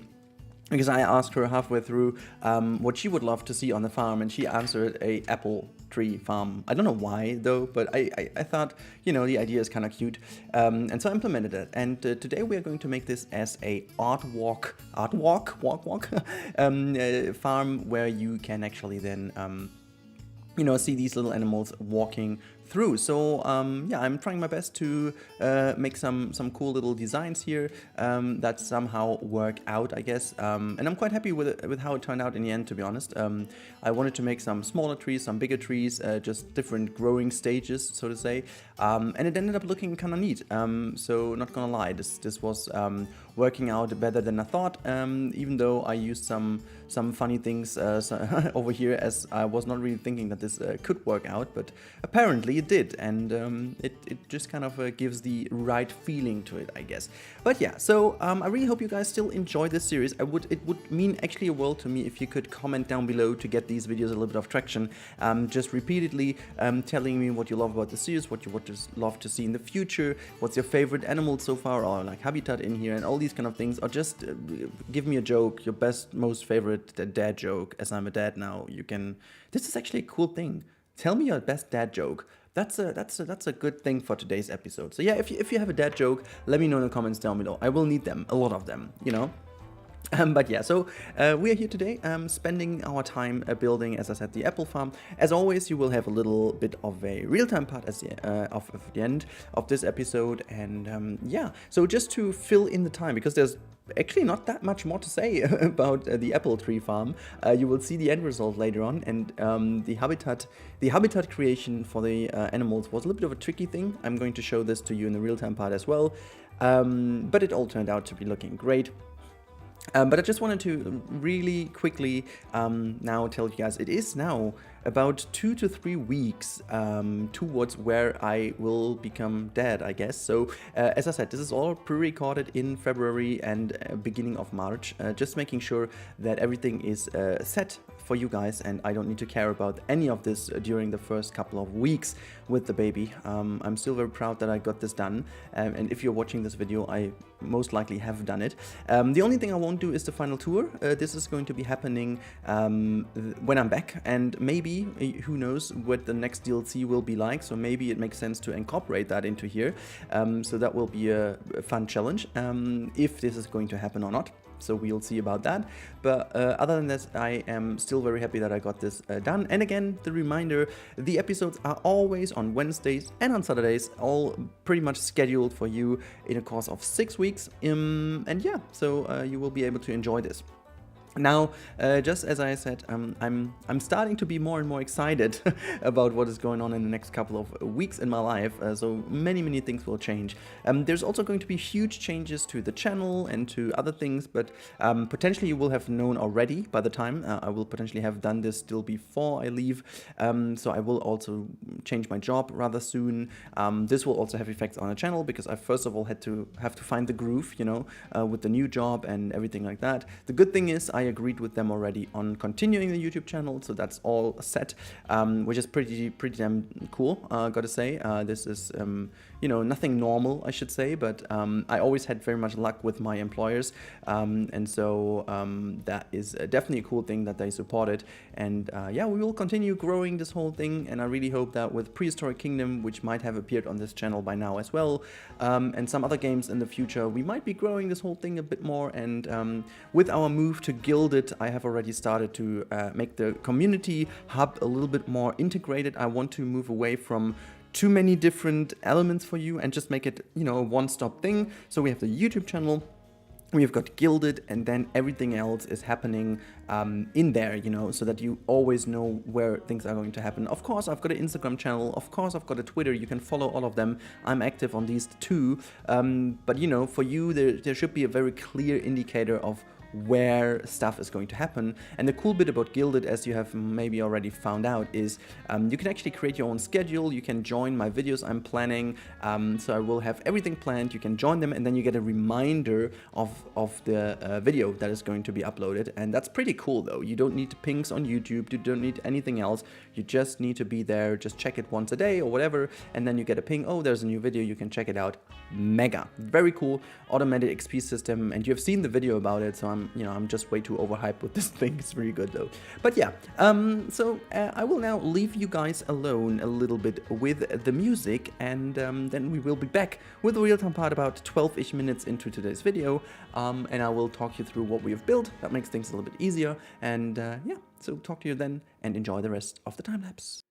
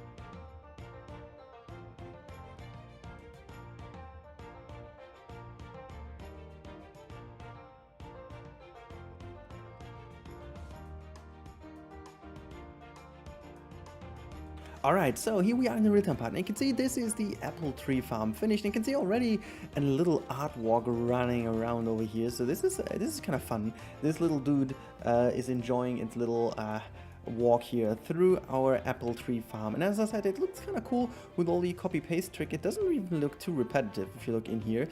Yes, the trees could look a little bit better though, but I think these are the best ones because you still have these little blooms in between that are very reminiscent of little early on apple trees. And you have some, you know, kind of a little food thingy here, which is unfortunately not really usable, but I think it's kind of nice the way it is.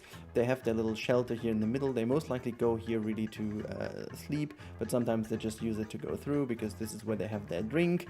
And again, I just kind of try to hide this in here. Some little thingies here and there. You can see there's running around another one. And yeah, they just have a good time in here. This is their little shelter. I try to make sure that everything is hidden away with the pathing. Not quite yet. I have really saved everything, but I think it's kind of cool.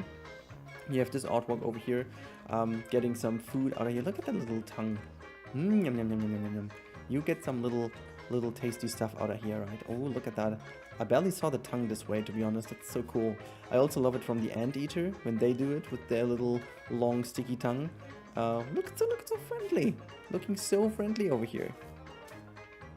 Oh my god, you're pooping for us again, right? Oh my god. Hey, this is just... Have you seen the transitions? Like eating, pooping, that was like in a split second. That is, wow. That is just a wonderful metabolism. It's crazy. But yeah, so this is how that area looks. There's not much more to talk about. It's really this lovely area, and I think, you know, the sidelines are getting better and better throughout this project. Ooh, wait. Yeah, I need to... Where was it? Where? Oh my god, I just zoomed all the way out. I wanted to see this. There you go. Let's stop it here because I figured that looks kind of really cool here with the artwork in the apple tree area. That looks really cool indeed. So yeah, I'm gonna end this here. This is the real-time part. Not much more to say, guys. Honestly, I don't want to make it longer than it needs to be, because that's just the apple tree farm. And yeah, on we go to the next episode, which will be pretty exciting. We will have some otters, and yeah, let's go there and have some fun.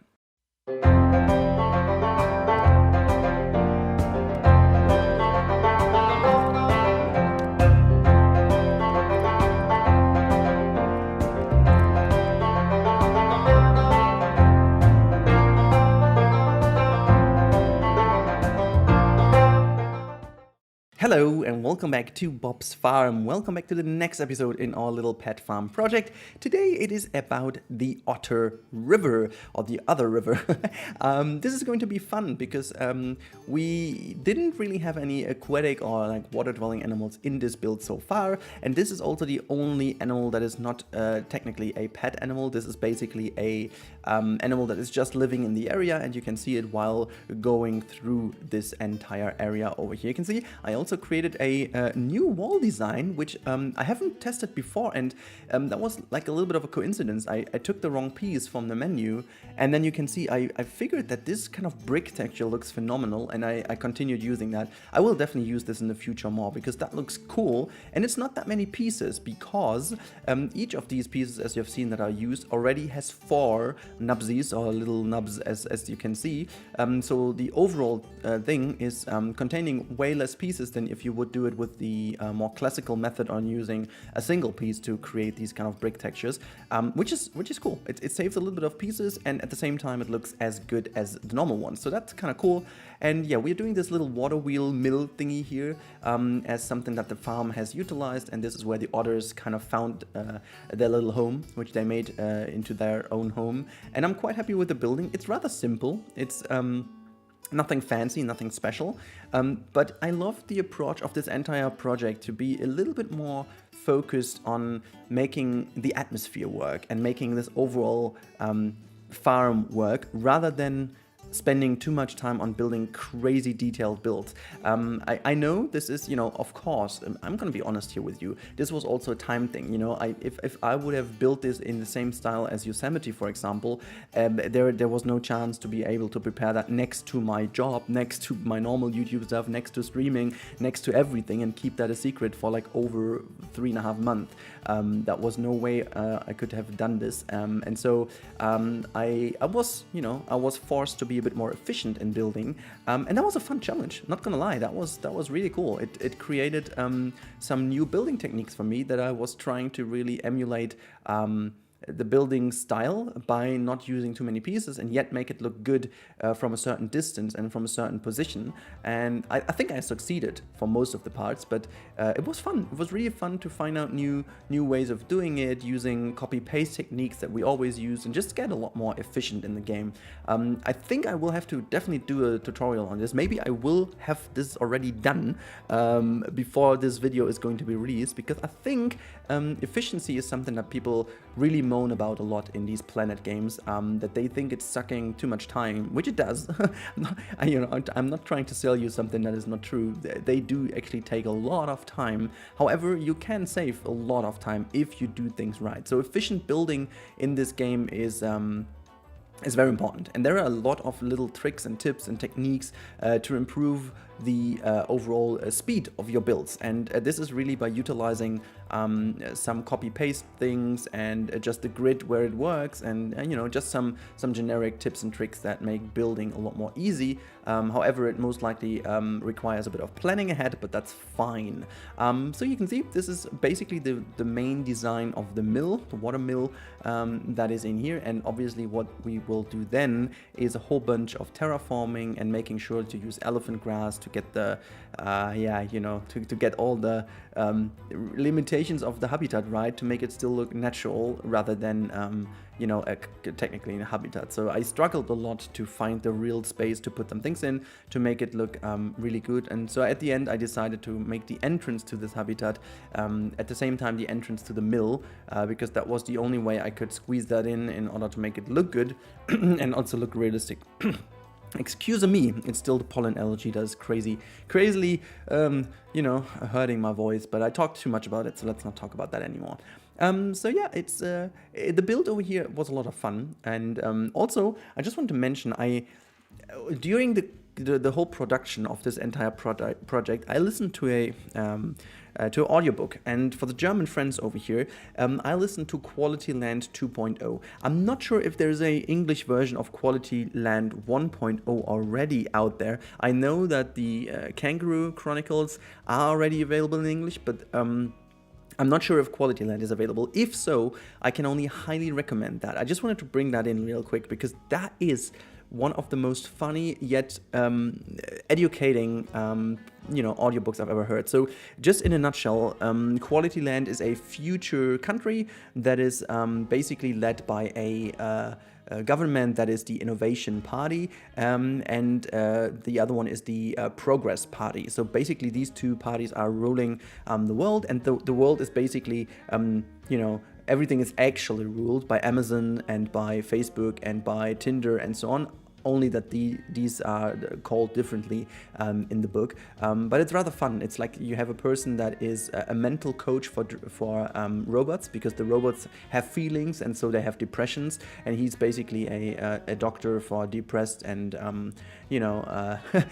bad feeling robots, which is kind of funny in its own. And the whole story is just a little bit ridiculous, but it opens your eyes of a lot of things what the digitalization is also bringing with it. So I really connect this project now to listening to this audiobook, and if you guys can, especially for the German people, I really highly recommend to listen to it. It is a little bit not hard, but it's interesting to get into, because the style that the author has is a little bit it's kind of a little bit ridiculous, if you will, but in itself you have to really get a lot into these topics to really understand it, and that's making really the interest of it. Yeah, so it's kind of special, but I just wanted to give this to you as a little recommendation. I'm not paid for that or anything. It's just very cool and a very nice thing. I listened throughout this entire project, and I nearly made it exactly through. So that's pretty brilliant, and I'm still a very big fan of this audio cast or audiobook. So yeah, with that said, I will now leave you alone for the last couple of minutes before we then jump into the real-time part, as always, and I hope you enjoyed today's episode. As always, I would be more than happy if you can put some comments down below for the algorithm and also for me to read, and then we speak soon. So enjoy, and in a couple of minutes we'll be back with the real-time part.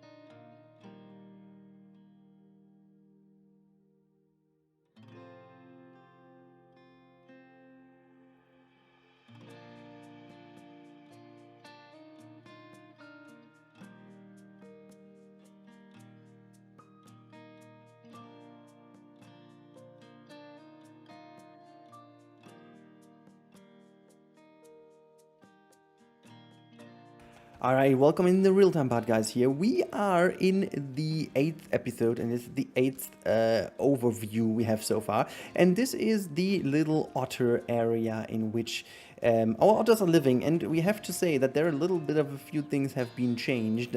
So first of all, what has been changed is that the overall river is a lot deeper, because unfortunately I couldn't get them to dive anyway through here, and I just wanted to have them dive through this whole area. And you can see I kind of made this ditch in the middle a lot deeper, so this is where they have the deep swim area. And yeah, I will actually try to get a lot of otters in here. So they have a huge habitat and a huge swimming area, so we can have plenty of otters in here at the very end. Look at this little cute one getting itself a little bit of a muddy bath over here. Oh, I love that. I love the animation. It's so well done. It is so well done. We can actually just look at how is it running away there.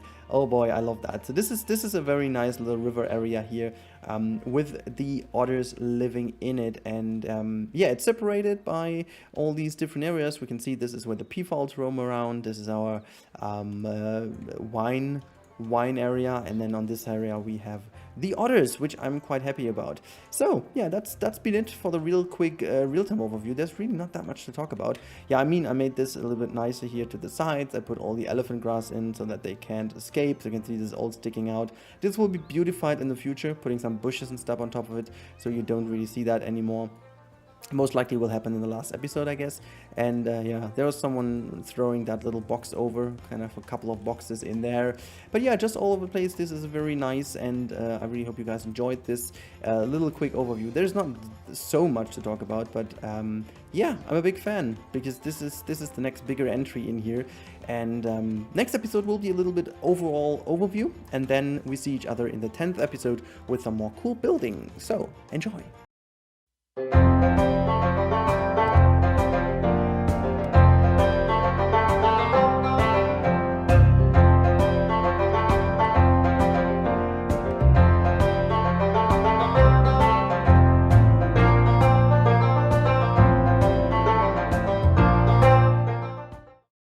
Hello everyone, and welcome back to Bob's Pet Farm.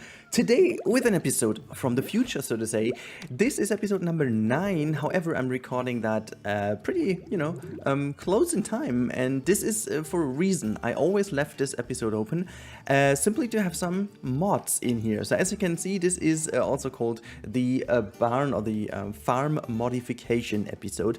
And I've had the mods installed for a while, but there were some things I needed to make sure, first of all, before I use them, making sure that the game doesn't crash and all these kind of things. And yeah, now we are in, and we have some beautiful mods. Some of the best mods, actually, I've found in the Planet Zoo modding community so far. And they do also fit a lot better, obviously, to a farm. So we do have some goats, we have some cows, we have actually pigs and so on. And today we're going to have a look at the animals I bring in. There will be some more in the final episode, which is the only one I haven't pre-recorded as well. So from episode 10 on, it's gonna go all back into the pre-recorded stuff, and episode 12 and the tour will be a bit more current as well. So there you can see one goat moving down here from the stone. So we do have the goats in here because I just thought they fit very well in this more like hilly area with the vines, it's kind of cool. I put these walls, the mural walls, just in because they can jump pretty high. But oh my god, look at that! This looks so cool. The goat just moving up here, having the peafowls around. I think that's pretty damn cool. Oh, well, yeah, the vet has a different idea. And yeah, moving around here, we have the Holstein cow. I really do hope we'll get to see a normal cow mod as well. I want to see the domestic cow as well. This is the Holstein one, which is a bit different. I think the model still looks fairly dope. We do also have another model over here of a more like brownish one, even though I'm a very big fan of the normal cow one, the white black pattern. But yeah, you can see it's looking really cool how they move through the fields and so on. They actually do share their habitat with the aardvarks at the moment. It won't stay that way. They will actually have another habitat in the end, which again is all built already, but I just put them in here so you don't see too many spoilers for the next episodes. Actually, I like how they move over here. Did I mate as well now? No, not really, but yeah, that looks really cool. Again, I'm a big fan of this model, to be honest, but this one looks cool as well. Now, let's move on. We have even more animals to showcase today. There is another one in here, and that is the alpaca. Let's have a little look at our friend, the alpaca. My god, someone escaped. I didn't pay attention though to escaping animals. So this is the alpaca. I love this mod as well. It's together with the llama, and they will definitely stay here as well. Having some alpacas in here and llamas is really cool. You know, the same kind of species, and you know, they just share the habitat. I think it's a very cool idea to have them here, and I definitely like that. Let's go over to the next animal, and that is the sheep. This is the merino sheep in here, and look at these fluffy animals. I love them, and I think they fit very well in here. I'm actually hoping for some babies. Actually, let me just quickly check. Did I disable that? I think at some point I did disable this. No, it's still in there. Okay, so we can actually speed up the time then, and hope that they'll get some babies. Animal has to see. Which one is escaped though?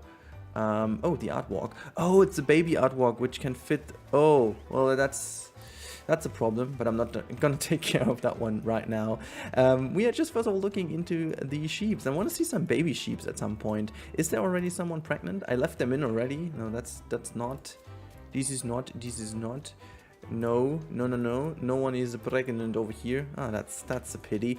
Anyways, we do have some pigs over here. Look at that. Look at the white pig. This is so cool. I think they just fit in so beautifully, and I love the model as well. It's one of these animals which does not really have a fur shader because, well, they don't have any fur. But the cool bit is actually they fit so well in because they have the same animations obviously as the warthog, but since they're all pigs, this looks really cool, and I'm a huge fan of this. I'm a huge fan of this mod. It is so, I don't know, it's so generic, it's so basic, but it's looking so cool. And actually being dirty from the mud bath looks so cool on these pink white-ish pigs. It looks a lot better than on the fur of the warthogs because it just, you know, you just see it a lot better.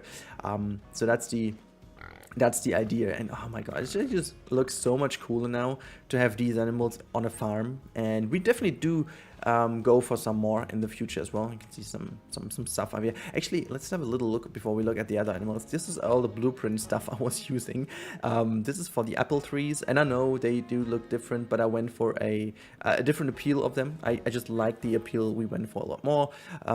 I used some pieces here to test, a wall test and all these kind of things. This is usually what I do the most, testing some things and then just moving the stuff away.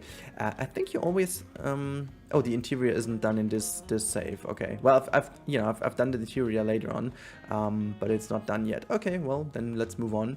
Here you can see the blueprint for the corn, and people were asking me why I was not using the bananas because that's way easier. Yeah, but let me just, you know what, we do have the time. Oh, look at that, the sheep is expecting offspring. That's what we needed. Okay, cool. But let me just quickly show you why I wasn't using them.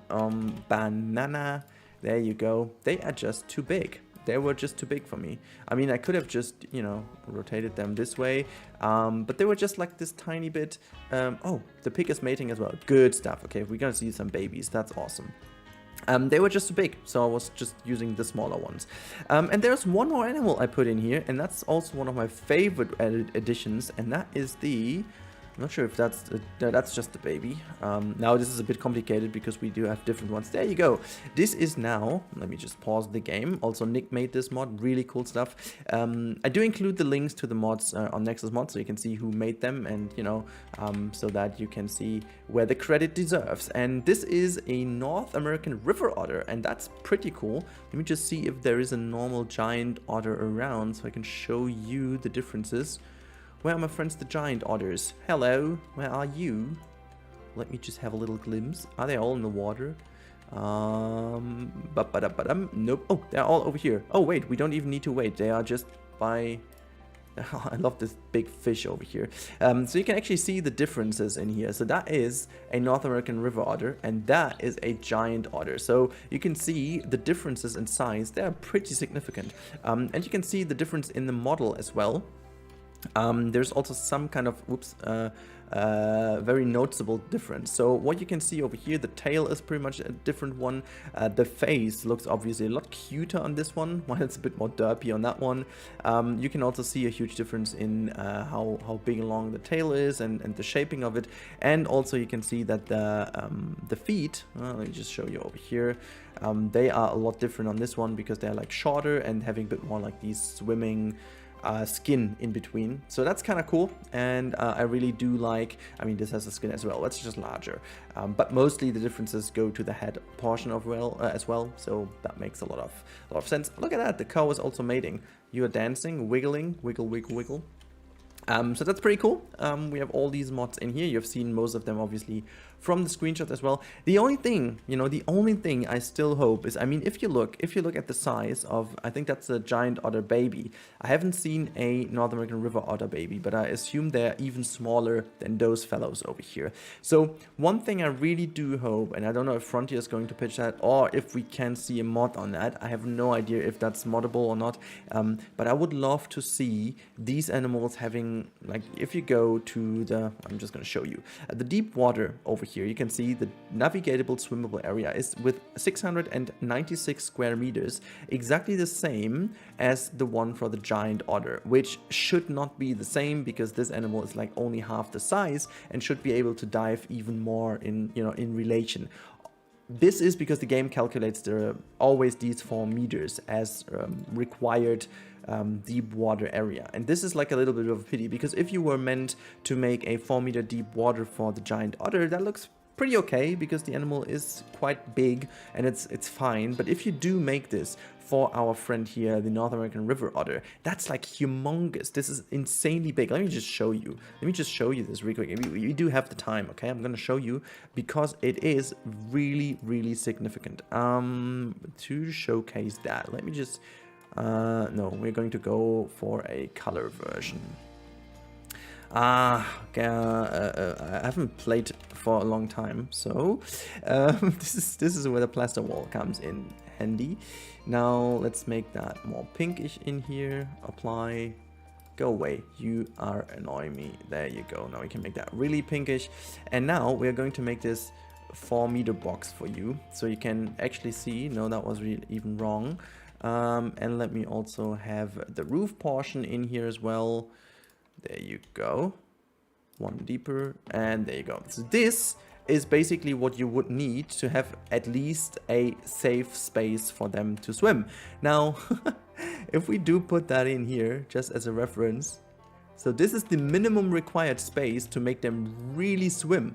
And you can see, look at this humongous space available. As soon as you put some flowers and stuff in here, they would not even be able to swim. So what you would need to do is build everything around, and that has to be the blank space in the middle. And that is pretty huge. You would only see them swim in that area. So yeah, that's kind of a bit of a pity. But I really hope that they're going to fix that a little bit to maybe make that for smaller animals the requirement less. I do understand this, if we go for penguins and for the seals and everything else that comes in the future with a similar size. Oh my god, what a jump. This is definitely something that I understand, and which is fine, because these animals are so large, it makes sense to give them huge swimmable areas, but not for the small ones. Now, let's have a look if we get some babies to see. I don't know who got the babies first, but we are going to have a look if there are some baby cows around. Not yet, it seems. There's still aardvarks escaping, I guess, but that's not too big of a deal. Do we have some baby goats already? What's going on in here? No, that's just a burp. No baby goats. No baby goats. Baby goat. No. I think the first ones were the sheeps to mate. Sheep. There are no sheep around. Pig. Maybe pigs. We've got some baby pigs over here. Is there like a baby pig? Not really though.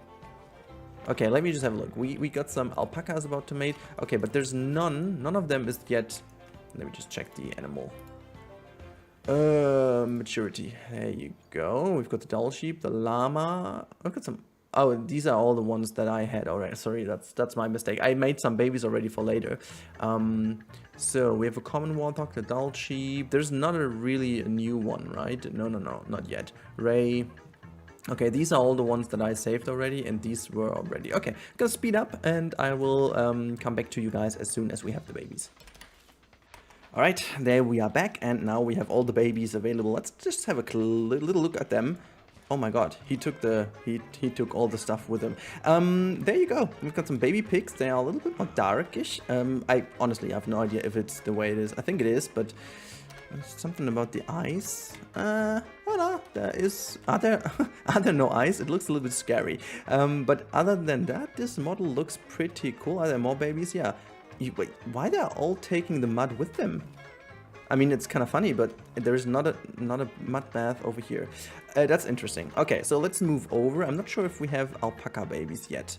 Oh, that looks like an alpaca baby. No, that's a llama baby. That's a llama baby. It's not an alpaca baby. Anyways, there are more to look at, and this is the cows. Look at that. We have a cow baby over here. A little lovely cow. Or is it actually called cow even more? How do you call? I mean, in German I knew, but I have no idea how this is called in English. There's a special name for cow babies. It's not cow baby though, but you will tell me in the comments. I'm quite sure about that. Okay, so this is Freya. Freya has been born here as our first baby cow. And if we go further, we even have some baby goats, and they look absolutely adorable. Look at them, how cute. Look at them. They're so cute. They are so cute. That's a fantastic, oh my god, that's a fantastic model. I love that model. It's so cool. So good. So good. This is, oh my god, Willoughby. Willoughby. Did we miss out on anyone? Do we have otter babies as well? I have no idea if we have otter babies. Where's the gate? There's the gate. Let's have a little look. And we go for the North American otter. No, there's no baby in here yet. Okay, well, that's not too big of a deal. And we've also the sheep babies. Look at them. They are so cool because they're like so white. They're like way more white, not as dirty. They're not as dirty as their parents are. And they're like really sheepish, you know. That's a lovely little sheep. That's so cool. This is Benaim. And this one is, just stop for a second, okay? Look at how fuzzy it is and furry, and I love it. This is so cool. Also, this one does work with the eyes. I love this model is really cool, like also with the fluffy ears, and yeah, I buy that. Very cool stuff, guys. I am really happy about these mods, and they make the farm look a lot more like a farm, doesn't it? I'm a big fan. I hope you guys are too. And now, if you guys do know a mod that you would think fits in here very well, please let me know. I will potentially put it in, and I hope you enjoyed today's episode of quickly giving you the mod update or the modification of the farm. And yeah, we see each other in the next one, and I really hope you guys enjoyed. Let me know in the comments down below what you think so far of the series, and yeah, have a good time, stay safe everyone, and goodbye.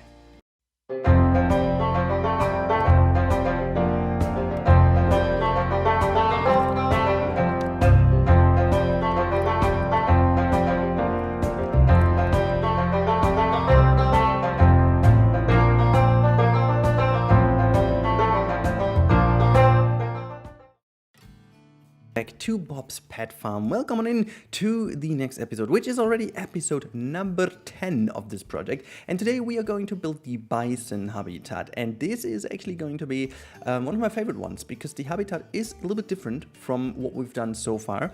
So the last habitats were all kind of integrated into the overall farm, as you may have seen.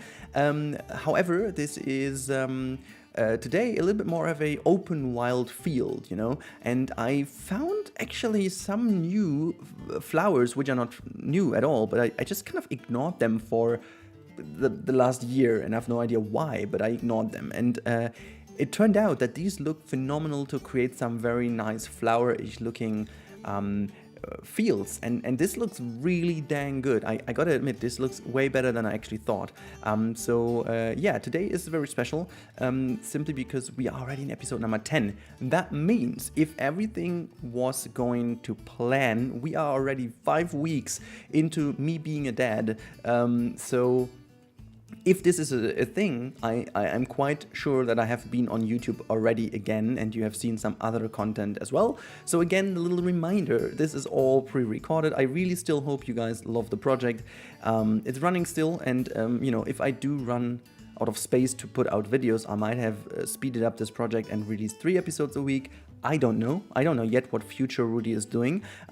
So potentially, I'm just gonna remind you that this is all done pre-March DLC. April DLC. I don't even know when it's going to be released, but it's pretty sure that there is a DLC coming and a update.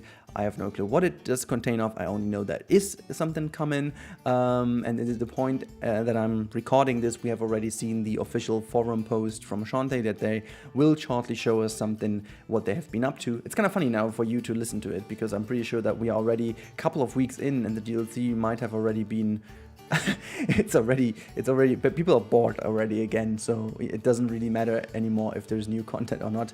If Frontier has not surprised us all with a huge little update, which I don't know, but I don't think. I think if they do a crazy update, it might be first summer.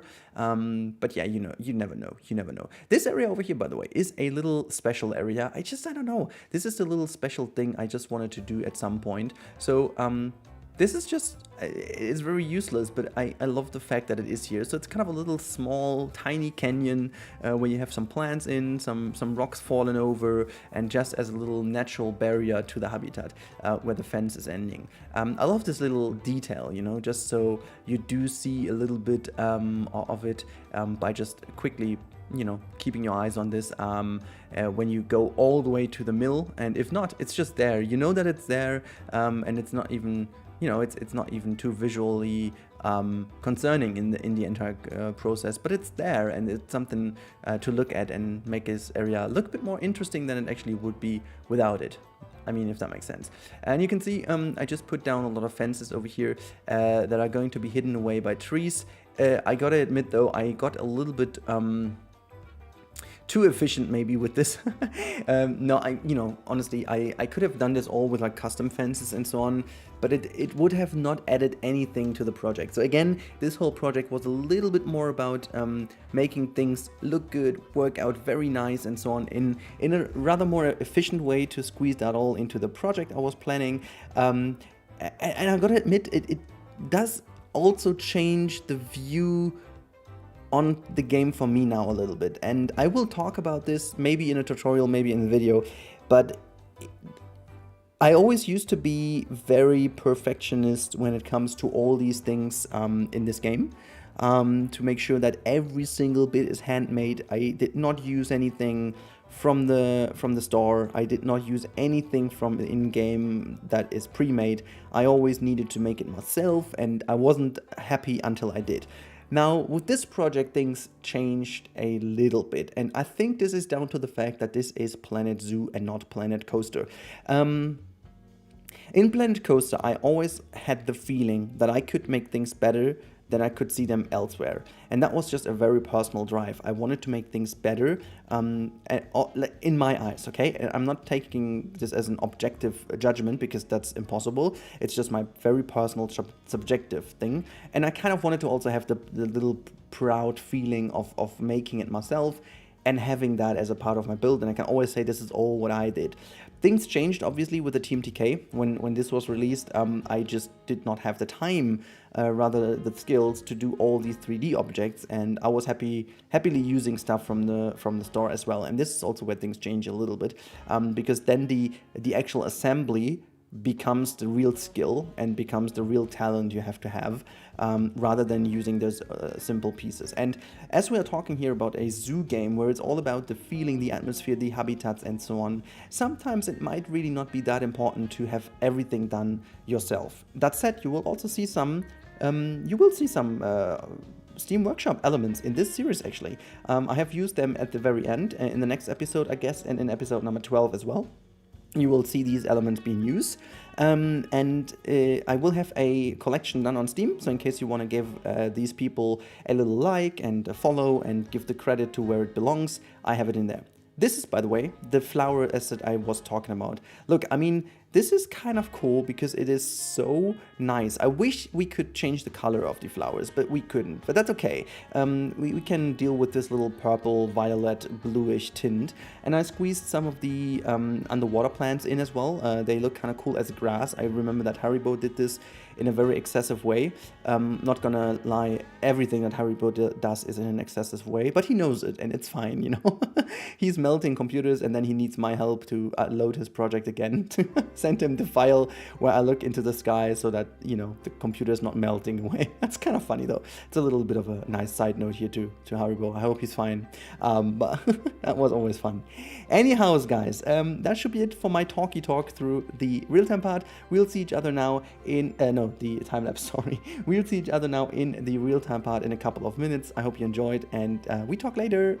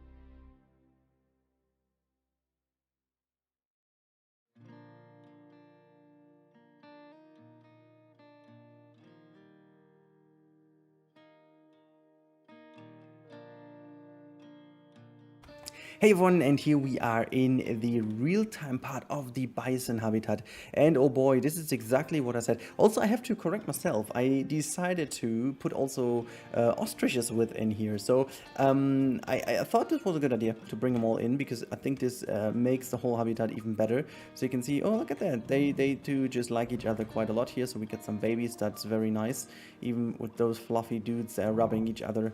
That is the most cozy thing to do, I guess, with all these fluffy things. Oh yeah, he's just pooping out of fun. Okay, that's great. Enjoyment, and squashing the water off because that was very sweaty, of course. Oh boy.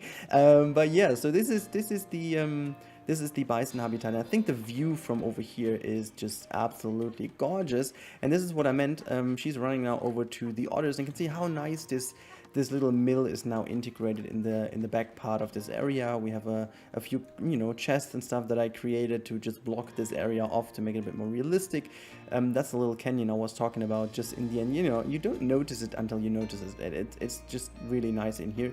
And then if we fly over, you can see, look, the bison's there in the background, and with this little river floating through here, this is just kind of a very nice view. I mean, just look at that. Just take that in. It's boy, that looks so good. And I am again very happy with how this all turns out. If you zoom out a little bit, you can really see how that all is forming each other. And again, I didn't really put too much emphasis on the back part because you can't really see it anyways. When you go through here, this is all you see, and then you can basically just ignore the rest a little bit here, because again, you can just you just can't see it. So that's basically about it, and I think we see each other in the next episode. I hope you guys enjoyed it. Stay safe, everyone, and I talk to you in the next one.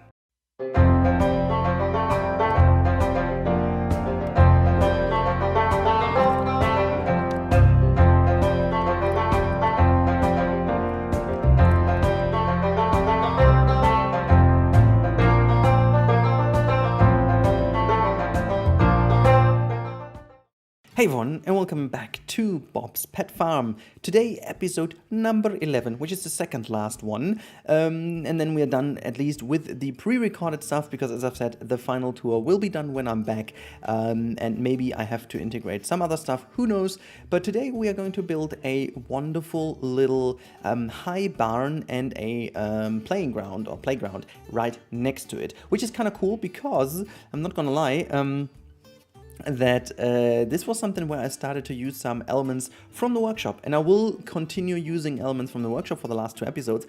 Simply, as I explained in the last episode, in case you haven't seen that one, go watch it.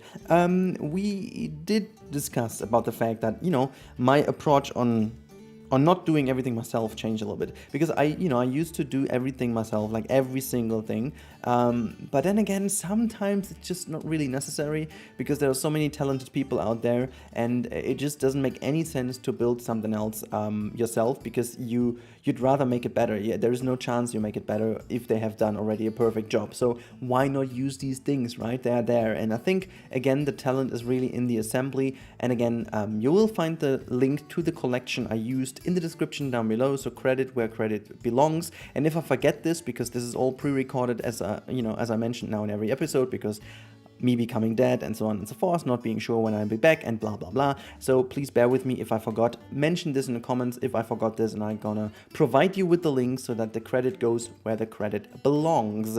But now we are building this wonderful barn building, and I'm quite happy with how it turned out. It's rather simple. Its main purpose is to hide away the staff facilities, because we will need them to make it a somewhat workable, well, not zoo, but area, with the habitats and so on and so forth. I'm still super afraid to let people in, because I have the feeling it's even way too small for 500 people, but we will see if they will spread out over the whole area or not. That's going to be something interesting. I haven't opened this once. There's not even a spawner in here yet. I will put the spawner down next time. We are going to do also like a parking lot and all that kind of stuff. So last episode will be finishing touches with basically 100% Steam Workshop objects. I found so many cool objects. I couldn't resist. It's actually really fun, and we're going to have a very lot fun with all these things. A very lot fun. What is this even? We will have a lot of fun with all these pieces from the workshop. I'm very happy I used them. And I'm also pretty happy with this barn, because the idea is that this is a lot more modern than the other barn next to it. And I also used intentionally all this very bright wooden patterns here, just to indicate it's pretty new, maybe even have been done this year, to turn this farm into like a destination location for the kids and so on.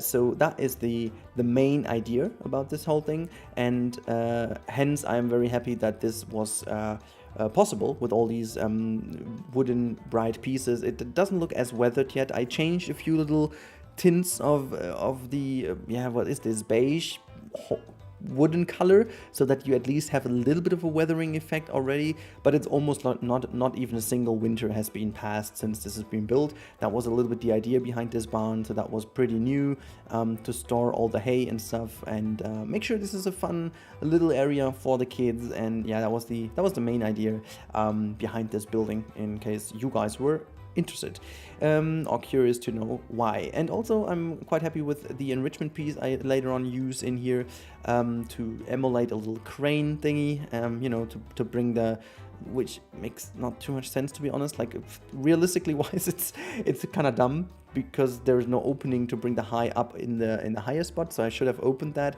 but I just wanted to have it as a cosmetic thing in there. I'm gonna talk about this in a couple of seconds. So you can see I made like a little high bottom thing here, and now as you can see I put all these high bolts in here, just to again make this a little bit more realistically feeling, and as if it was really meant to be a storage. And I just deleted that one over here, so it's not gonna peek out. And then yeah, I just continued making some more ground patterns over here, because I felt like, you know what, it's not really looking that well, it's not really looking that awesome, and so I decided to build my own little weathered concrete flooring over here. So I think I succeeded to make it kind of look interesting and nice and good and so on and so forth, but it's yeah, it's something I haven't tried too often, honestly. I don't know why, to be honest, but I could have done this a bit more often to use these patterns as a very nice ground. It looks really cool. The only struggle I always have is to blend this in nicely. I used mostly likely rocks here to blend it in a better way. It works, it definitely works, but you need a bit of patience to find the right transition to make it look good. So you will see now I put a lot of rock over here, change the coloring, and then I'm going to use some stones here and there, just to make sure that this blends in all a bit more nicer. It looks a bit more crackled up to the edges, and it's all not that perfect, you know. To make things look good in a game like this, you need to make sure that things do not look too I don't really know the English word. Is it also sterile? Like very clean, and almost like inch perfect. It's almost like the biggest issue of 3D renders nowadays is still that they are looking too clean. The lighting and stuff is mostly perfect, but the material is too clean. So you can see, by the way, I put the crane down, and again, there's not really a reason for being there, because since there's only an opening down there, you would not need a crane. But anyways, in a real barn like this, you most likely have an opening higher up, and then you can pull these things up and they can be turned around into the barn, and then yeah, that's how it is. Here we go. This is the first object actually from the market. I put in these two playground elements. You can see I'm just putting down all these things, and again, as I said, I get my own spin on it. You know, the assembly is what I was focused on, and I'm quite happy how this turned out at the very end. But yeah, just to mention real quick again, I think the main issue with renders and 3D at this point is, again, the material is too clean, but people get increasingly better at it to make it all look weathered and stuff like this. And there are some, I saw that Blender and I think also Houdini have already some pretty cool AI solutions for like weathering effects. So you just basically create like almost like a decal, and then it calculates how much weathering it should put on, and then it looks very realistic. So it's kind of crazy, because one thing you have to always imagine, if you create these things and then you would go into make some fake weathering, it is almost impossible, because then it leads into a copy-paste design, and then it just kind of doesn't feel natural enough anymore. But yeah, 3D design came a long way, and it looks absolutely crazy. I just saw a picture recently on Twitter, my brother sent it to me, of someone creating a Raptor engine in Blender and put it into real image next to a real Raptor engine, and honestly it took me like 10 minutes to understand that this wasn't a real engine. And the only thing where you could see it was in the pipework, which was a little bit too clean, but other than that it was so mind-blowingly good that I just, I just felt, okay, we have to talk about this. Anyhow, so you can see I'm putting down all these different things, and we're going to talk about this more now in the real-time part in a couple of seconds. I hope you enjoyed the voiceover so far today, and yeah, can't wait to talk you through in the real-time part, and then for the last episode we see each other next time. So thank you guys so much for watching till this point, and now enjoy the real-time part.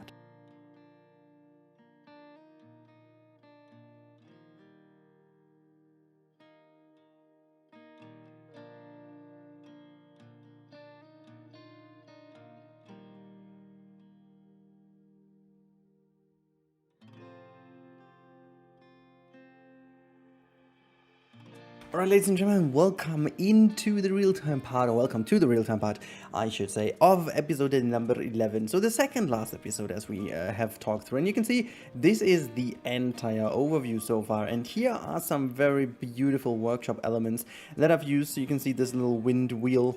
I gotta love it. This is just so dang cool made. Very well made, with all these little iron pieces creating that wheel. And as I said, there's just not much more I could do better, so why not using this piece? And it just fits so well in here. Then I took these grand silos over here. They look fantastic as well, even though they're just like the in-game pieces mostly. But it just looks absolutely gorgeous with these gutters going down here, and then these little access points with where you can, let the grain come out and fill them into your whatever wagons you're using. But I think it just looked very neat indeed. And then we have the little playground over here. I kind of love the usage of the pathing like this. These kind of rubber mats you have on playgrounds to make it a little bit more safer for kids, and then again, it's not really safer, it's actually more making the legs burn and stuff like that, but I still loved it, and I used it because it looks kind of cool, and I'm still figuring out how to make something else like this below these little swings here, so that's kind of neat as well. And yeah, it's just like a very nice area in general, and like a little sandbox over here, and I don't know, it's just I like this area. I imagine I will also put down some more picnic benches here. You're just doing a little moonwalk here. It's actually a shiver walk, I guess, but whatever. And then in here you have like another seating area, and I would think if it's too hot in the summer or it's a rainy day, you can still sit in here, grab your stuff, and I imagine that this could be like the restaurant and stuff, you know. I mean, it's the quarantine, but still could be used as such. And then we have the little, this thing is also still looking insanely incredible. I remember having seen that in Beezy's farm we have visited weeks ago. Actually, this one looks fantastic with all the pipe work and all the kind of little details here and there. Just phenomenal work, and again I just used that one since it's just looking too good. And we put like another wind wheel in here and just some pieces in here and there. We have the little insect hotel, which is also pretty nice, very well done, and I put them down, and we will use some more of these items because there are some cool ones on the workshop for the last episode. The work we have to do is down here by the street, make a little parking lot, and then this project is mostly done. I really hope you guys enjoy it. If you do, let me know in the comments down below, and we see each other in the next one. So stay safe everyone, and I talk to you in the next one. Hey everyone, and welcome back to Bob's Pet Farm. Welcome to episode number 12. Welcome to the grand tour of the farm. Yeah, welcome everyone to this wonderful tour. And before we start, a huge thank you to all of you supporting me on this series. As you know, this series was pre-produced since actually last December as a little bit of a break for me being away with a little baby. And yeah, I think I can only say that this was the best idea ever, and you know, honestly, I was also a bit lucky, simply because the new DLC did not bring new pieces, but only new animals, and to be fair, those animals we got are not really fitting to a farm anyway, so there's nothing that kind of made this series less interesting or something. So I really had a bit of luck here. But anyways, we will have a little tour today of Bob's farm, and I will also say there are some items from the workshop, such as these beautiful wind turbines. I just found them were fitting in here to give this all a bit more of a realistic aspect. You can find this in the description. There is a collection of all items I used from the workshop so that every creator gets their credit that they do deserve. And if you guys are interested into, you know, me being a dad, how the first weeks have been going, stick with me. I'll let you know at the very end of the video a little bit about it, simply as a little thank you for sticking with me, for giving all these videos so much love and so much attention. You know, look at the cows moving there in the grass. I love that. This is exactly what I had in mind when I created this series. I really do think this looks really the way I wanted it to. I imagined this to be looking like that. I can just move a little bit forward just to frame that a bit nicer. Look at that frame. That looks so cool. Not gonna lie, this looks really cool. How often do I say not gonna lie? I really have to say that more seldom. Anyways, let's go up onto our little tour. So this is where you come from. This is the road. I made it just like that. I started to do the road markings, but oh my god, this took way too long, and I was like, nah, it's just not, you know, this series is meant to be a little bit more easygoing, and I tried to make as much as I can in the time frame. And just so you know, I made this during Yosemite, during the aquatic house, and during all the other projects going on, and during the prehistoric kingdom alpha. So lots of stuff going on at the same time before the baby was born, and I was really you know, trying to get everything together for you guys. So yeah, just feel my pain, okay? I tried my best. So this is not, you know, not every little bit an inch is perfect. You can see this fence over here looks actually broken, but it's not. It's that way because the cows, for some odd reasons, can escape. Also, there will be some escapes happening, especially from baby animals, simply because I always do the mistake that I do create my exhibits only with the adult animals in mind, which is a huge mistake. So if you guys do this, please always make sure to get a baby first. You can see these goats over here, by the way. Love it. I love these goats. They fit so well in here. Alpacas, llamas, also some babies we will spot over there in a bit. But you can see people roaming around here. Looks very fantastic. I think it really gives you the nice vibe it should have. Also, and this is limited to 500 guests, and I think this is fair for a farm like that. Look at that. There we have a baby goat. They're so cute. They're so cute. Look at this one. Yay! It was eating. There's no food left. And there's the family going over here. Yeah, I like the sidelines in this project a lot. I think it worked out pretty well with creating the hill first and then, you know, just going further into the project. I love how it looks with the wind turbines here in the back. I love the contrast between those old wooden ones and then the huge ass modern wooden thingy, the kind of, yeah, steel. Is it kind of steel, lightweight steel? I don't know what exactly the material is of these things. And then there you go. We have some sheeps over here. Merino sheeps, the fluffy ones with their fellow baby sheeps. Actually, those look the same. They look the same as the Dall sheep, but I love those things. Look at the texture and stuff. That's a really brilliant mod. I love that one. This texture is amongst the best of all mods I have tested so far. Simply the texturing and the fuzziness of the shader together create this wonderful woolly look that they do bring, and I think it really works wonders how the bump map works and so on. But let's not get too technical about that. I just, you know, I love it just from a design perspective. Really nice. I love this building in the back here. Looks like a really nice shed where you would put some stuff in, and you know, this normal typical stuff. I don't know why, but I'm still a huge fan of these high bells. I know how much I struggled with the design, but I'm very happy with how it ended up. And yeah, this is our pig area, where we have some normal white pigs, and we have some warthogs roaming around, some baby pigs, some baby warthogs, really cool stuff. Oops, there was an autosave. So yeah, in general, I really do like how this all works together. I like, you know, I like the pigs as a mod as well. Look at that one. That's just perfect, inch perfect pig behavior. Your ear is broken though, but that's fine. That's fine. It's not too bad. Oh, I love that area. I just love that area. And then we have like, this is the huge entrance to the big farm, and then the big barn building, I should say. And then we have like a more modern barn in the background, which is kind of also connected to the silos. Like grain silos it could be. And then we have the playing ground, and I like the playing ground. I like especially the view here with those wind turbines, because it just kind of adds so much to it. All these assets here from the playground are from the workshop. The only thing I did is just assemble it, and also having these little, you know, darker areas below, which should be like some rubber pads or something. I guess that's pretty nice. Excuse me, I just needed to sneeze very hard here. I just muted my phone, I think in the right second. Yeah, that's the pollen allergy. You cannot do too much about it. However, this year is pretty good. My voice is not suffering as much, but I'm sneezing quite a lot more. Anyhows, let's go further. There's in this more modern barn, we have also this kind of hanging thing over here. This is also where you can grab some snacks over here, and if you want to sit down, maybe if the weather isn't as good, or if you just want to have some shade, you can go in. And if we go further, we do see actually some more buildings, and this beautiful tractor over here. I love that model. I forgot who it was, but again, you can find that in the description. That's just such a beautiful model. And you can see this is the grand Bison fields, but actually now as we have some cows, there are also some cows over here. Look at that one, a bulky one. Oh man, I just love these mods. They bring so much life to the farm over here. We've got a floaty high bell. This is a secret test by the NASA to experiment with hovering.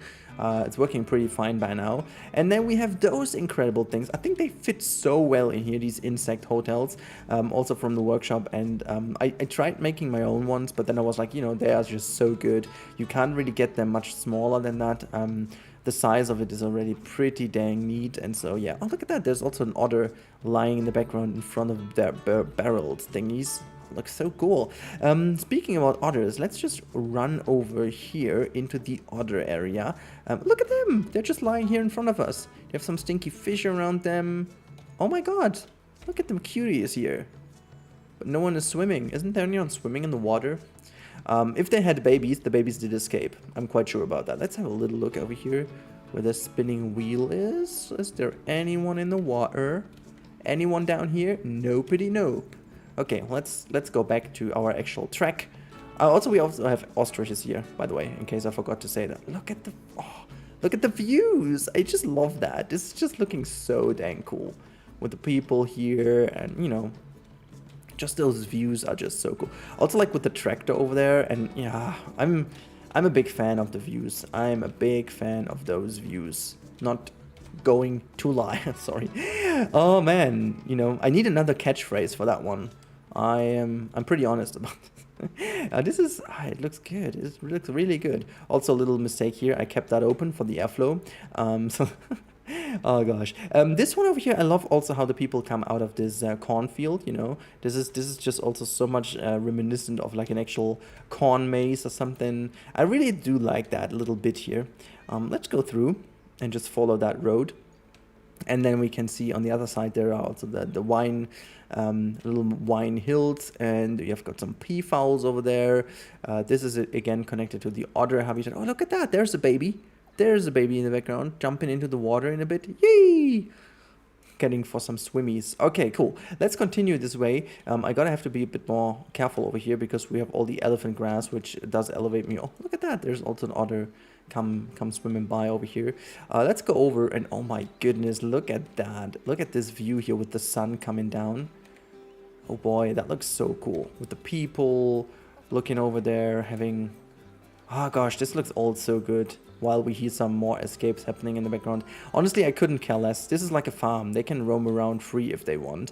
But yeah, this is the wine area over here. Let's have a little look if we can catch one of the peafowls doing that thing. I just tried to record this earlier today, and then unfortunately when I was editing it I figured I forgot to record my sound. But in this recording we actually had one of the peafowls doing their opening things here, the wheel thingy, and I don't know, they just don't do this for me, and I have no clue why. Now they're all eating, we won't be able to spot that, but let's just have a little look how they're just picking their food. Look at that. Yum yum yum yum yum, nom nom nom, nom nom nom nom nom. Let's enjoy our 32-bit texture food. Yeah, like this is one of the little things I would love to see improved in a future version of a zoo game like that, you know. The enrichment and the food has been really good in this game anyways, but I would love to see that a little bit more, how to say that, a little bit more even differentiated, like or more different variants of food and stuff like that. You know, you can have you know, you have 3 different types of food or grades of food, so to say. That's kind of nice anyways, but you know, I would love to see just more enrichment with food and stuff that is a lot more realistic to see. That would be nice, or maybe even some food from the guests that they can give or something. I don't know, but yeah, I'm just moving once up here so you can see the view from the wine hills. I love the fact how you can look over the valley here, or is it the valley? Over the farm. Let's have a look. Can we just go on top of that? Yeah, there you go. Look at this. Yeah, I really do like that. Look at that one, still picking, still getting some food. Yeah. I'm a bit speechless because that's just only 12 episodes, and this one being the tour, so it's in fact 11 episodes. That's just nothing. And you can create so much in the game with using a lot more blueprints and stuff. I do like that. But we still need to continue. The tour is not done yet, so we have a lot more to see. Well, not a lot more, but we have quite some more to see. So let's go. Look at the little girl here. Hello, little girl. Hello. Hello. Okay, let's not focus too much on the girl. Let's go further, and we do have another view from over here into the alpaca / goat / llama habitat. And the fact why we have the goats in here is simply because they did escape in every other habitat, so I was like, meh, I'm gonna put them in here. Then we do have a little glimpse into the cow habitat. This is that one over here, which is like big fields. And then if we go even further to this hand side over here, you can see that is the apple tree farm, and this is where the Oddwalks do live. Oddwalks, you guys in here. Look at that, the whole family is here. The whole family is eating some stuff in between. Oh my god, this looks also so cool. This is really, I mean, just look at that. That's so brilliant looking here. And yeah, just in terms of these apple trees, I know that they don't really look like apple trees. However, our local apple tree farm kind of does it the way these things are. They intentionally don't let the apple trees grow that big, so they do only have these smaller things, and then they also have, like, you know, I try to use these white ones as like the blooming stuff that you would have in springtime, and then before, like, you know, the apples grow. I just try to do that, and this is something they have, and I wanted to make it this way. And I tried to use these reddish things to as if you have even more apples falling down, or some leaves and stuff, and you know, they dried out, and you know, just creating that look. But yeah, so this is our apple farm, and this is the farm in general. I think this is the last habitat, and now I'm just going to fly over There you go, taking that position. And now let's take those last couple minutes here to really thank you guys, every single one of you, because it's not, it's not really, I don't take this for granted that you guys support me also through this time where I haven't been too active here. I mean, I had some videos pre-prepared that I only needed to record. I do admit I worked my ass off a lot. I produced every single bit. Like, I nearly produced all of the Prehistoric Kingdom stuff before the baby was born. I produced every single bit for the DLC before the baby was born, like for the Southeast America one. That was coming just in time. And since we knew a little bit early on which animals it will be featuring, I could create some habitats for them already, as you know from the live stream, obviously. So that was really handy for me, and I really do like the fact that you guys kept supporting me by commenting, by liking. And this channel wouldn't be anything without people like you supporting this. And every single comment, like, and even dislike is helping the video to be shared by YouTube. As you know, the algorithm is something very weird indeed, and something that you always have to make it work in your favor. And so this is why it is not normal if you guys support me like that. So I'm really happy. So thank you guys so much for supporting me. And if you do still like the content and you haven't subscribed yet, please make sure to do so, because that helps me the most. This shows YouTube that this content is appreciated. And I think the newest thing is, if you do click on another video of me in a playlist or something like that, this is even better for YouTube, because they see, okay, it seems like you like this content, and so we keep pushing this type of content to you. In fact, they keep pushing the content I produce to you, because at times I can totally understand if you all do not want to activate the notification stuff because you get too many a day. I have it myself. I just like to get back to my feed and then just see if my favorite creators have uploaded something, and I'm just checking that in the feed. However, many people don't know that you also need to get into the people's feed first, and it's not normal that if someone you subscribe to makes a video appears in your feed, because the feed most likely is something that is also created by the best ones only, and not everything. But that's just too much about it. Just wanted to let you know why I'm so thankful as well that you guys did it. And now, as promised, let's talk about way more important things than this shitty algorithm boring stuff. As promised, here are some words about our first few weeks as parents. And guys, I cannot tell you how happy I am. I mean, you always kind of think about it, how it would be, how it could be, and it's better than you could even dream of. And I think we are also pretty lucky with our little girl. She's a star. She's doing so many things already that is very, very much not normal. We do have on average 5 to 7 hours of sleep a night, which is just ridiculous regarding what we have heard from other people and friends. She's developing super well. She's gaining weight just as she should. She's growing just as she should, and she's giving us the smiles, starting to make some funny noises, and just very active, curious little girl. And being a dad is the best thing in the world. And if people would have asked me before if I'm ready, I would have answered no. If they ask me if I'm ready now, I would answer no. I think you're never ready. You just I think you grow into this, and that's how it is. But if anyone has any doubts about it, I can only tell it's the best thing ever to happen in life. So many other things become less relevant, and I'm mostly talking about the negative things, and the positive things are even supported by it. Like I'm more creative than I've ever been before. I could literally sit down here and create content for 8 hours straight. In fact, I couldn't, because I need to go down to the baby after a maximum an hour, because I miss her. So there are so many cute things, and your mind and everything is freed, and you just have so many important things in life that the baby is basically making even better. So I'm just a very happy dad, and I really hope that you guys can enjoy me being happy for longer, and that I can translate this happiness and the inspiration into more stuff for you guys. But again, I really do thank every single one of you. I hope you enjoyed this series. I hope you enjoyed that I prepared it for you. Please let me know how you liked it. What was your favorite habitat?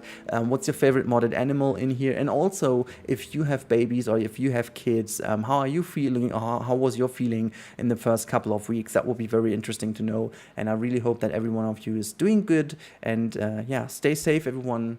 Have a good time, and goodbye. After over 3 years, it's finally time to go back to a very special project I had running in the past, and that is the wonderful, unforgettable Bob's Pet Farm. And here we are with the overview of the Barnyard Animal Pack. Before we jump into every single animal, and you can already see them roaming around here on the ground, I have to quickly tell you a very personal story. This barnyard, or this pet farm over here that you can see, has been built already 3.5 years ago. To be precise, a couple of months before my first daughter was born. This was the project that actually took me through the first 2.5 months of being a dad. And it's kind of crazy to think that she's already 3 years old now plus. So this is such a weird feeling because the timing of the DLC is exactly the same timing as the release of this series 3 years ago. I remember every single bit from it back then, and so this is a very special place in my heart. I completely pre-planned everything, like all the month before the kid came to our family, and now is obviously a beloved part of our family. You've heard her already on the channel, you've seen her. I also recorded a kind of a reaction of her for this specific pack, but I decided to not use it. She's grown quite a bit since then, and I have to see how I do this in the future, because necessarily that's something in there I have to debate first of all if this is showable or not. She's cute nevertheless, but we have to see that this makes sense, and I value her privacy even in that young age. So this is why I decided against it. But yeah, let me show you around, guys. I think to make it more simple, we are going to do the exact same thing as these families over here. We are going to have a little walk through our pet farm. I obviously have all the animals in here. I use all the pieces, and we're gonna talk about them in a bit. There's also like a little magic thing happening during this video, so keep your eyes on that. And we will also continue in the next coming days on this pet farm to make it a bit more nice looking, because I obviously changed a couple of things. Fun fact over here, this is a very alpaca habitat that actually used to be an alpaca habitat because I used the mod for it later on. I'm gotta say though that the frontier alpaca looks a little bit nicer, a little bit more fluffy. I just really love it. There's really not that much to say about this, but it looks super good. The alpaca is super cute. You can see we have again a lot of different fur variants, as you can imagine. So that is that. And going further in, you can see this is a very nice area. I just want to kind of focus your view on these hay balls over here. So these are the ones I made in the past, and these are the new ones in front. Gotta say though, I like mine very much from the past. Also the barrel is new. But we are going to speak about the pieces, the 60 new pieces in a bit, because it's special. We have to talk about this. I have feelings, okay? We have to speak about feelings. Also, by the way, can you see mice over here? And yeah, it is mice. Let's talk about that in a second. But here we go with my favorite of the pack, which came in a bit surprising. But this is the sheep. And the sheep looks absolutely fantastic, and may very well be my favorite of the pack. It just looks absolutely adorable. Look at it. And these little jumps and how they move, and just everything about this model looks fantastic. Look at that. Oh, I love it. If you want to fall asleep, they can just jump over here. Also, it's kind of funny if you're on creative mode, they just jump over this piece of fence, but they don't jump over any of the other fences. So look at that. We can count sheeps now to fall asleep. How cool is that? I'm recording this pretty late, so maybe that's not the best idea. Oh, look at this situation over here. Look at this scene. Oh, it's so cute. Oh my god. That is so nice how it's laying down here in the shadow with like these black little legs, and it's so cozy. It is so cozy. The fields, guys, of this pack, they're good. By the way, this is one of the new hygiene stations. We can just quickly wash our hands over here if you want to. And obviously you can see all the chickens. They didn't get any babies yet, did they? Sitting in the middle of the food. Very realistic though. And then we will go over here. This is where I have my very first walkthrough exhibit. I shouldn't call it like that because this is literally in the game. This is an animal encounter, I should say, where you can literally go in and then have fun with the animals. We have to wait for a couple more guests to join us to see that, but this is the new pig, as you can see. Look at that. Look at the eyes. Very, very interesting. I've barely seen these type of eyes, obviously, in animals, but pigs have very specific eyes, so I kind of like the realization. I don't even know, like, it looks good, but it's such a different fur model, if you will. It's not really fur. It's not really that common to see this kind of skin fur mixture in here, but I think it's looking good. Hello, mate. What's going on? Oh, how are you? But yeah, before we go to the right-hand side, where I have something special planned, we need to go and check out some more animals. So I have quite a lot of animals in the back here. Let's quickly go into this habitat real quick, so never mind. There are some more of the new animals in here. And don't let yourself be fooled by some bisons or so from the past. There is our wonderful donkey. Look at that, the American standard donkey.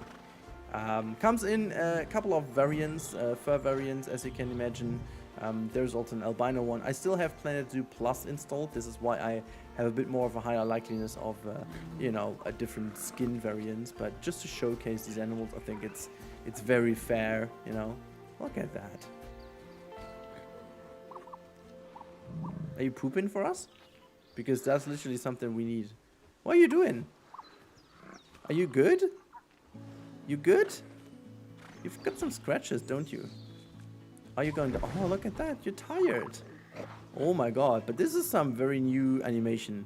That looks different from the zebra. It most likely does. And then we also have some of the Highland cattles down here.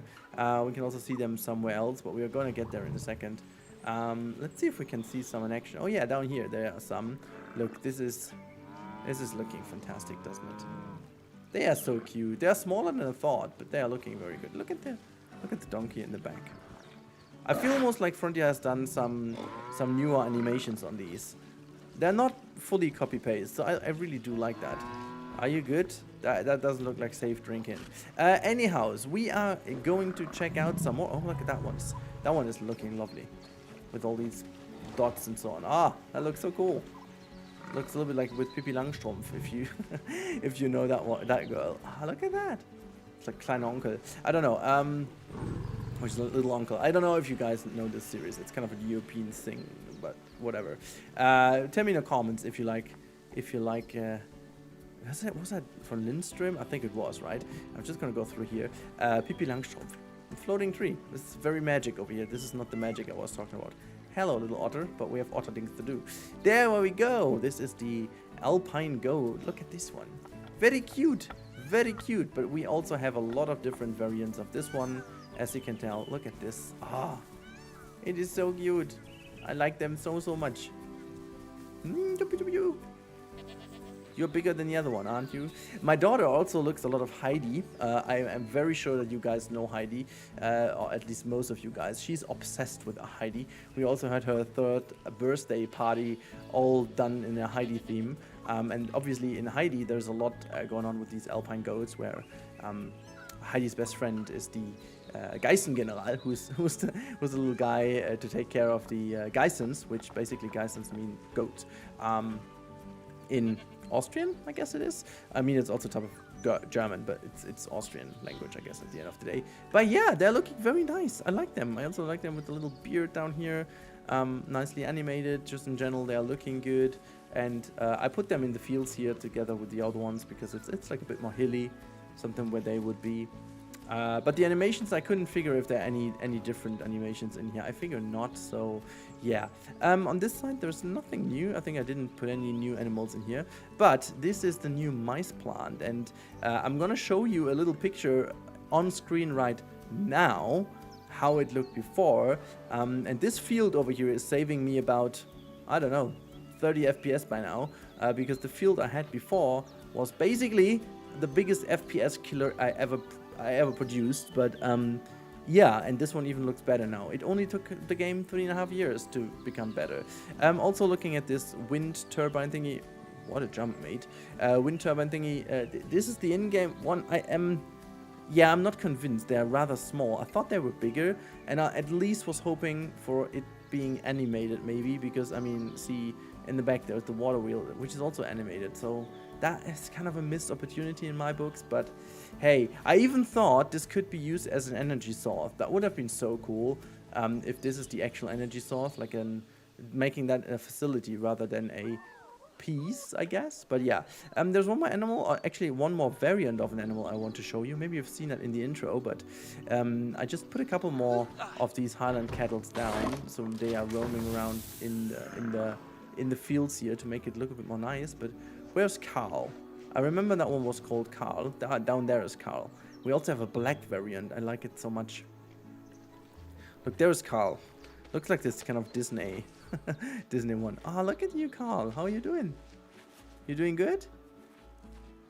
Oh, I like that with the hair above the eyes and which like subtly animated.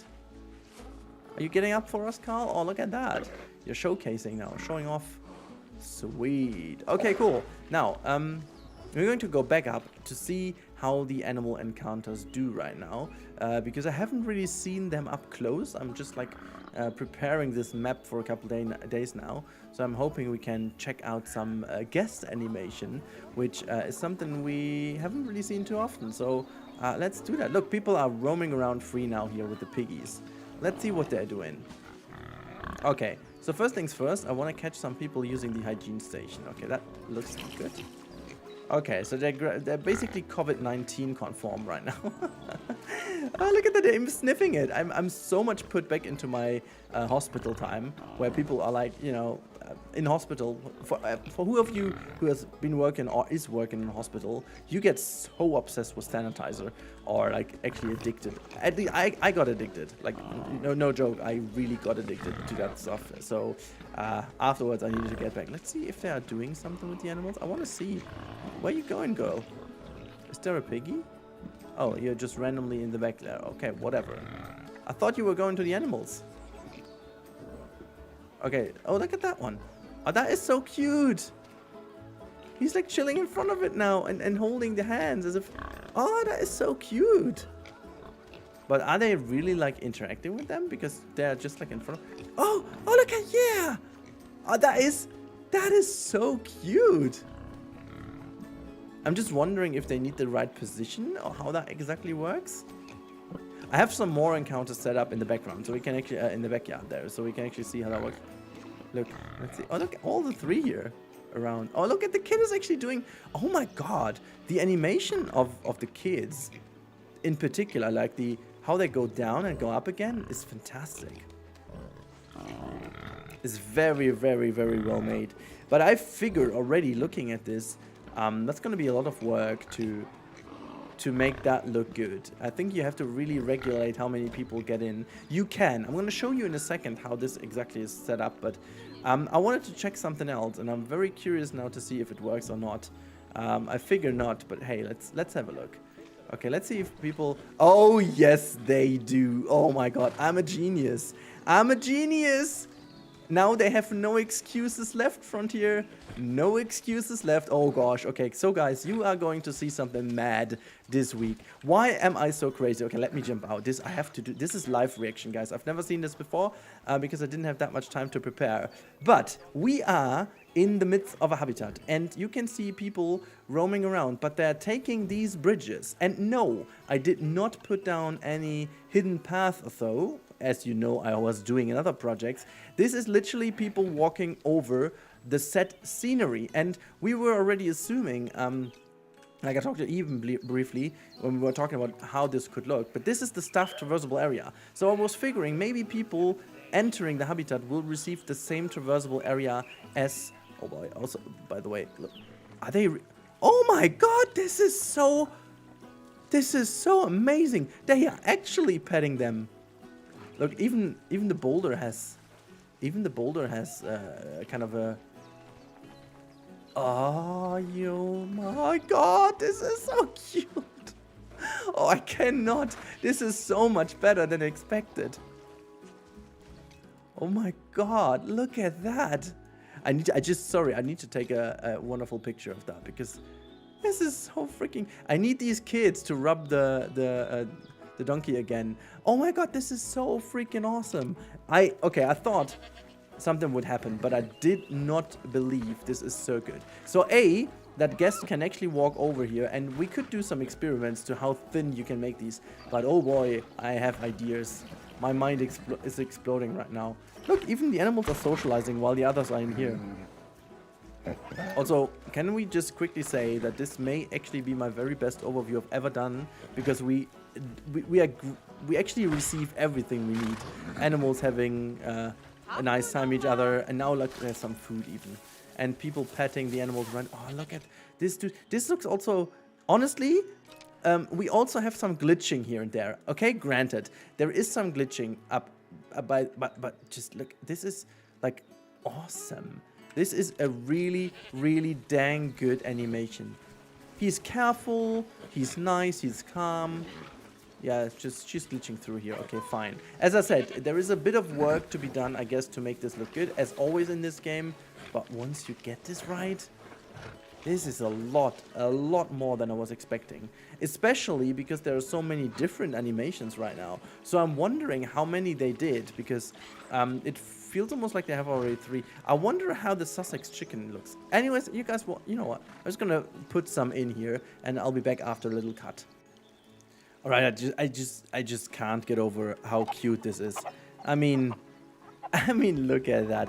So yeah, I put some chickens in, and there's not really that crazy different animation from the piggies, but they do also move a little bit differently. So at least we already have 3 different... You're floating. I mean, there is a little bit of glitching, granted. Oh, look at that chicken flying. You're good down there? Okay.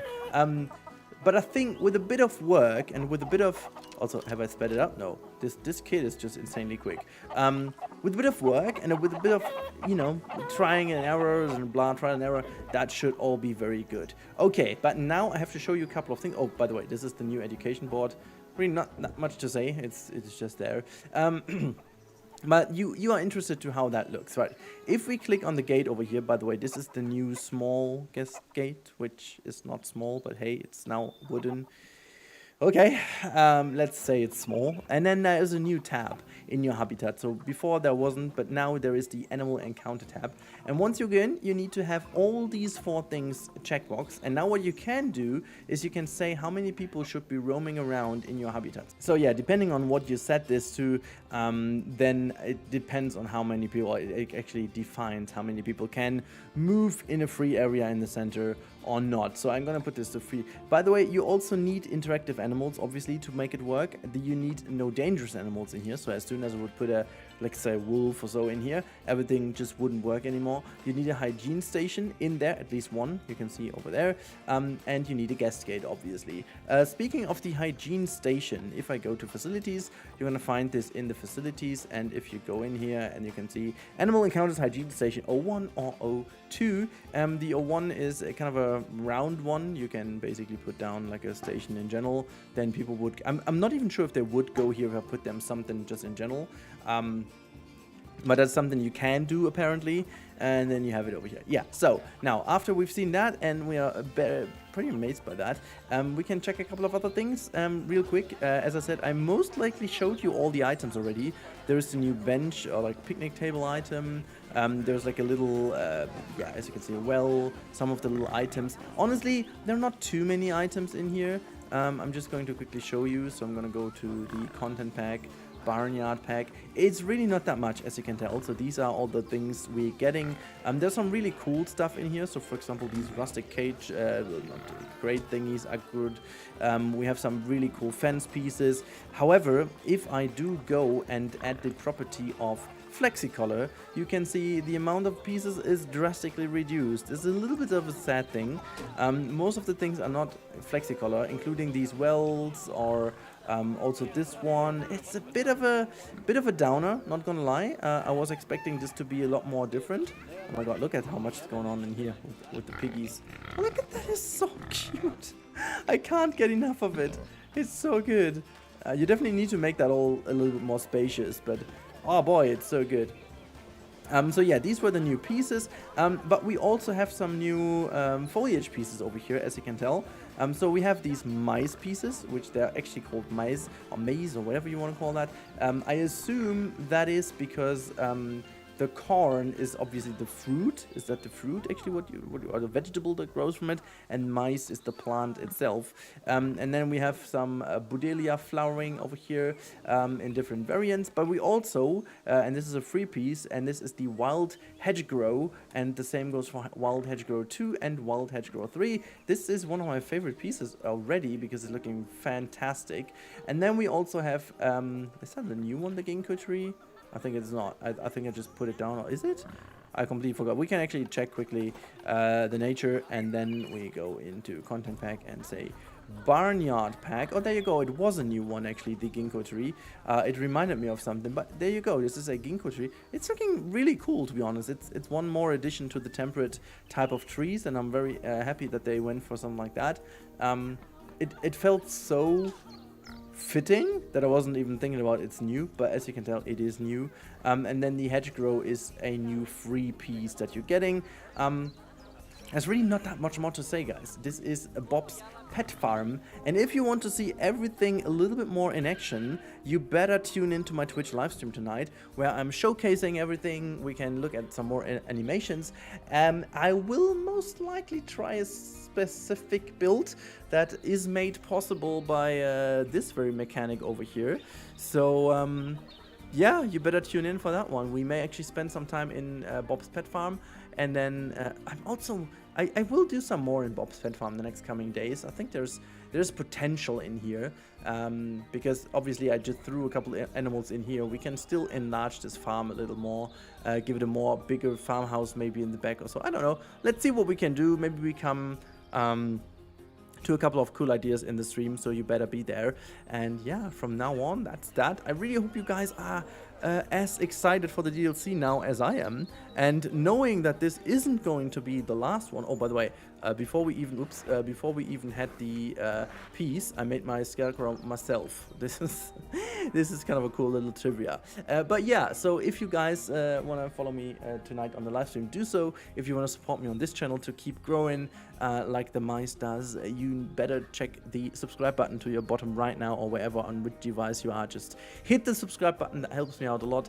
And yeah, as I said, knowing that this isn't the last DLC, it makes this DLC plus the free update of the petting mechanics so much better, and I cannot wait to see what we can create with this. Honestly, I am amazed, I am excited, hope you are too, and now I talk to you in the next one. Have a good one. Bye! Welcome everyone to a quick little build here with the brand new Barnyard Animal Pack DLC. We are going to build a chicken trailer. You've obviously seen that from thumbnail, and hopefully you click because of that. So hi, I guess, welcome on in. I'm Rudy, and you know that I'm building a lot of crazy stuff on this channel, including some one-offs and including some random builds. But this one is amongst these more obvious builds, I want to call them. Not too much out of the box. This is actually very much inspired by, well, very typical chicken trailers, as you can see all the way around. And this one is heavily inspired by one that is just around the corner here. If I go outside, it's like, I don't know, 6-7 minutes by foot, and obviously one of the most favorite locations of my little one. So I don't know how often I've been passing by there, but I still took a photo to be inspired. But yeah, what I'm doing eventually is I'm basically building a wonderful little chicken trailer over here that you can download from the workshop if you fancy doing so. It's gonna be in the link in the description, is available to you if you want to just quickly grab it and put it in your zoo as well. It's gonna work on in a zoo, I assume. It's gonna work in a barnyard once you have one, I don't know, but you can also have it just for fun, I guess. There is not really that much to say about this build itself, other than I put this in my Bob's Pet Farm over here. That has been a build that I have been, well, working on for over 3 years, which is not really true. I've been working on it for a couple of weeks before I released it, because for those of you who don't know, I had this project of building a pet farm way before we even had a pet mechanic in this game, simply because I was expecting my first daughter. Not me, but me and my wife. Well, technically my wife, but you know how it is, okay? So we were expecting a baby. Technically, I was just like the one, the one caring for my wife until the little one was there. Just a little side note. I think it's something people don't really talk that often about. As much as I'm obviously insanely not even confused. I can't even put it in words. Obviously, you as a man, you can't really feel what a woman feels during pregnancy. However, no one really talks about the perspective of the man. Like, you know, as soon as you know that you're expecting a baby as a couple, the job is done in a way for the man, which, well, some people could say it's easy, you know, and it's fine, but I found this actually super annoying, to be honest, because there is already a bond forming between the wife, my wife, and the baby, obviously, or the woman and the baby, I should say, to keep it more neutral. And which it's lovely, you know, there is something bonding already, but it's very weird as a man, because you're waiting for this day, and then all of a sudden this little human being is handed over to you, and it's like, hey, yeah, that's your daughter, have fun, do something. And honestly, that is such an odd situation. You know, you're waiting for that for over 9 months, and obviously you're not prepared. No one ever will be prepared for that moment. But still, you then finally, and I was insanely lucky and happy, and I felt super grateful, because finally I had a job to do. It's so odd to say that, but I just felt like a... how do you say that even? If you have art, you know, if you've got kind of people playing in movies and so on, you've got the actors, you've the main actors, secondary actors, and I felt like the, I don't know, unimportant third or fourth actor in the whole movie of becoming parents, because it's all about the wife, which, and don't get me wrong, this is obviously the most important part, because, well, if you ask someone how you feel and how the wife feels, it's the most important thing to do, because she's literally the one carrying the whole stuff. But all I'm saying is that was weird. And so building this entire thing, and this is where we get back to Planet Zoo, building this pet farm felt almost like a little job for me, and has a special connection to my daughter. And this is very important, because I really love putting myself back in that situation 3.5 years ago when I was building here in Bob's Pet Farm, and finally having now an actual pet mechanic and putting something new in here felt really like a full cycle moment, you know, full circle moment, I should say. But yeah, that just like a little bit of trivia. I figured you may be interested in that. If not, well, you still had a nice little time lapse on screen, I guess. But yeah, so I was using, and just as a testament to how versatile the pieces of this pack are, I used a couple of these new pieces, though I have to still stay by my initial feelings. There is very little flexi-color in this new pack, and I don't really like that. There were a couple of other pieces I would have loved to be part of this one, but since they were not flexi-color, I decided against it. And also, yeah, I could imagine that some other planks would have worked better for the outside of this, you know, trailer, but I wanted to use some pieces from the new pack, and this is why I went with these kind of metal, flexi-color metal planks, bars, how you call them, and I'm happy. The result speaks for itself. It looks good, and honestly, even with the texture, I'm fine. It is a bit repetitive, and I couldn't really turn them around because, as always with Frontier, I just sometimes don't get it. These little dots that are in the middle of the texture, they are not centered. So at the end of the day, if you turn the piece around, they are not aligned, and that looks super odd indeed. Well, whatever. But we have these super cool new tire pieces, and so I could use them right away as some tires for the trailer. Yeah, they are okay, but I would say they're at least like 20% too small. Like, it's not much, it's okay, but they could have been a bit bigger. And the bigger tires, we have a second option, like the tractor tire, is way too big though instead. But you can still use them as a tractor tire, and that is a very good, is that a tractor in English as well? Or is that, I forgot if that's a tractor, you know, but it's... whatever, this thing you drive around with on a barn, carrying all the heavy loads. Now, we obviously needed also some supports. Speaking of supports, we have them in here, these kind of wonderful clamps you put down here, and then they can adjust the whole trailer so it stands fine on the ground. Usually you need them, and they have like a bit of a wider lower plate, because to, you know, even in muddy ground you need to have a certain stability, and I, you know, put down a kind of roundish little disc piece to the bottom, so it almost had this appeal. And once that was done, the whole trailer was done. I just entered a couple of little details here and there. Figured that the lower part didn't feel very closed off, so I put another iron bar in, and then I decided we also need to have like a ladder going in. There are a couple of things about this ladder. I saw in the trailer that chickens were going very nicely over the climbing pieces, like over logs. And I was not able to repeat that. For me, these animals cannot walk on any of the log pieces, neither the climbable pieces nor any other ones. So I'm really not sure how they did this in the trailer, that this one chicken moves actually along a, yet almost looks like a big log that's overhanging a, whatever area. Not sure, but it's quite high in the air, and the chicken went on top of it and just kind of folds the wings, and that looks super cool. I wanted to do something like that, but it doesn't work. So I needed to change the ladder later on again, which wasn't really that much work, but it, you know, just took some work. It worked out at the end of the day, and we just used the word work more often than Rihanna does in her songs, so we should lower the amount of work in our video here. Oh my god, I've been so much involved in that building. It's been a lot of fun, and I'm planning another big build for this specific area as well, but also for the realistic zoo,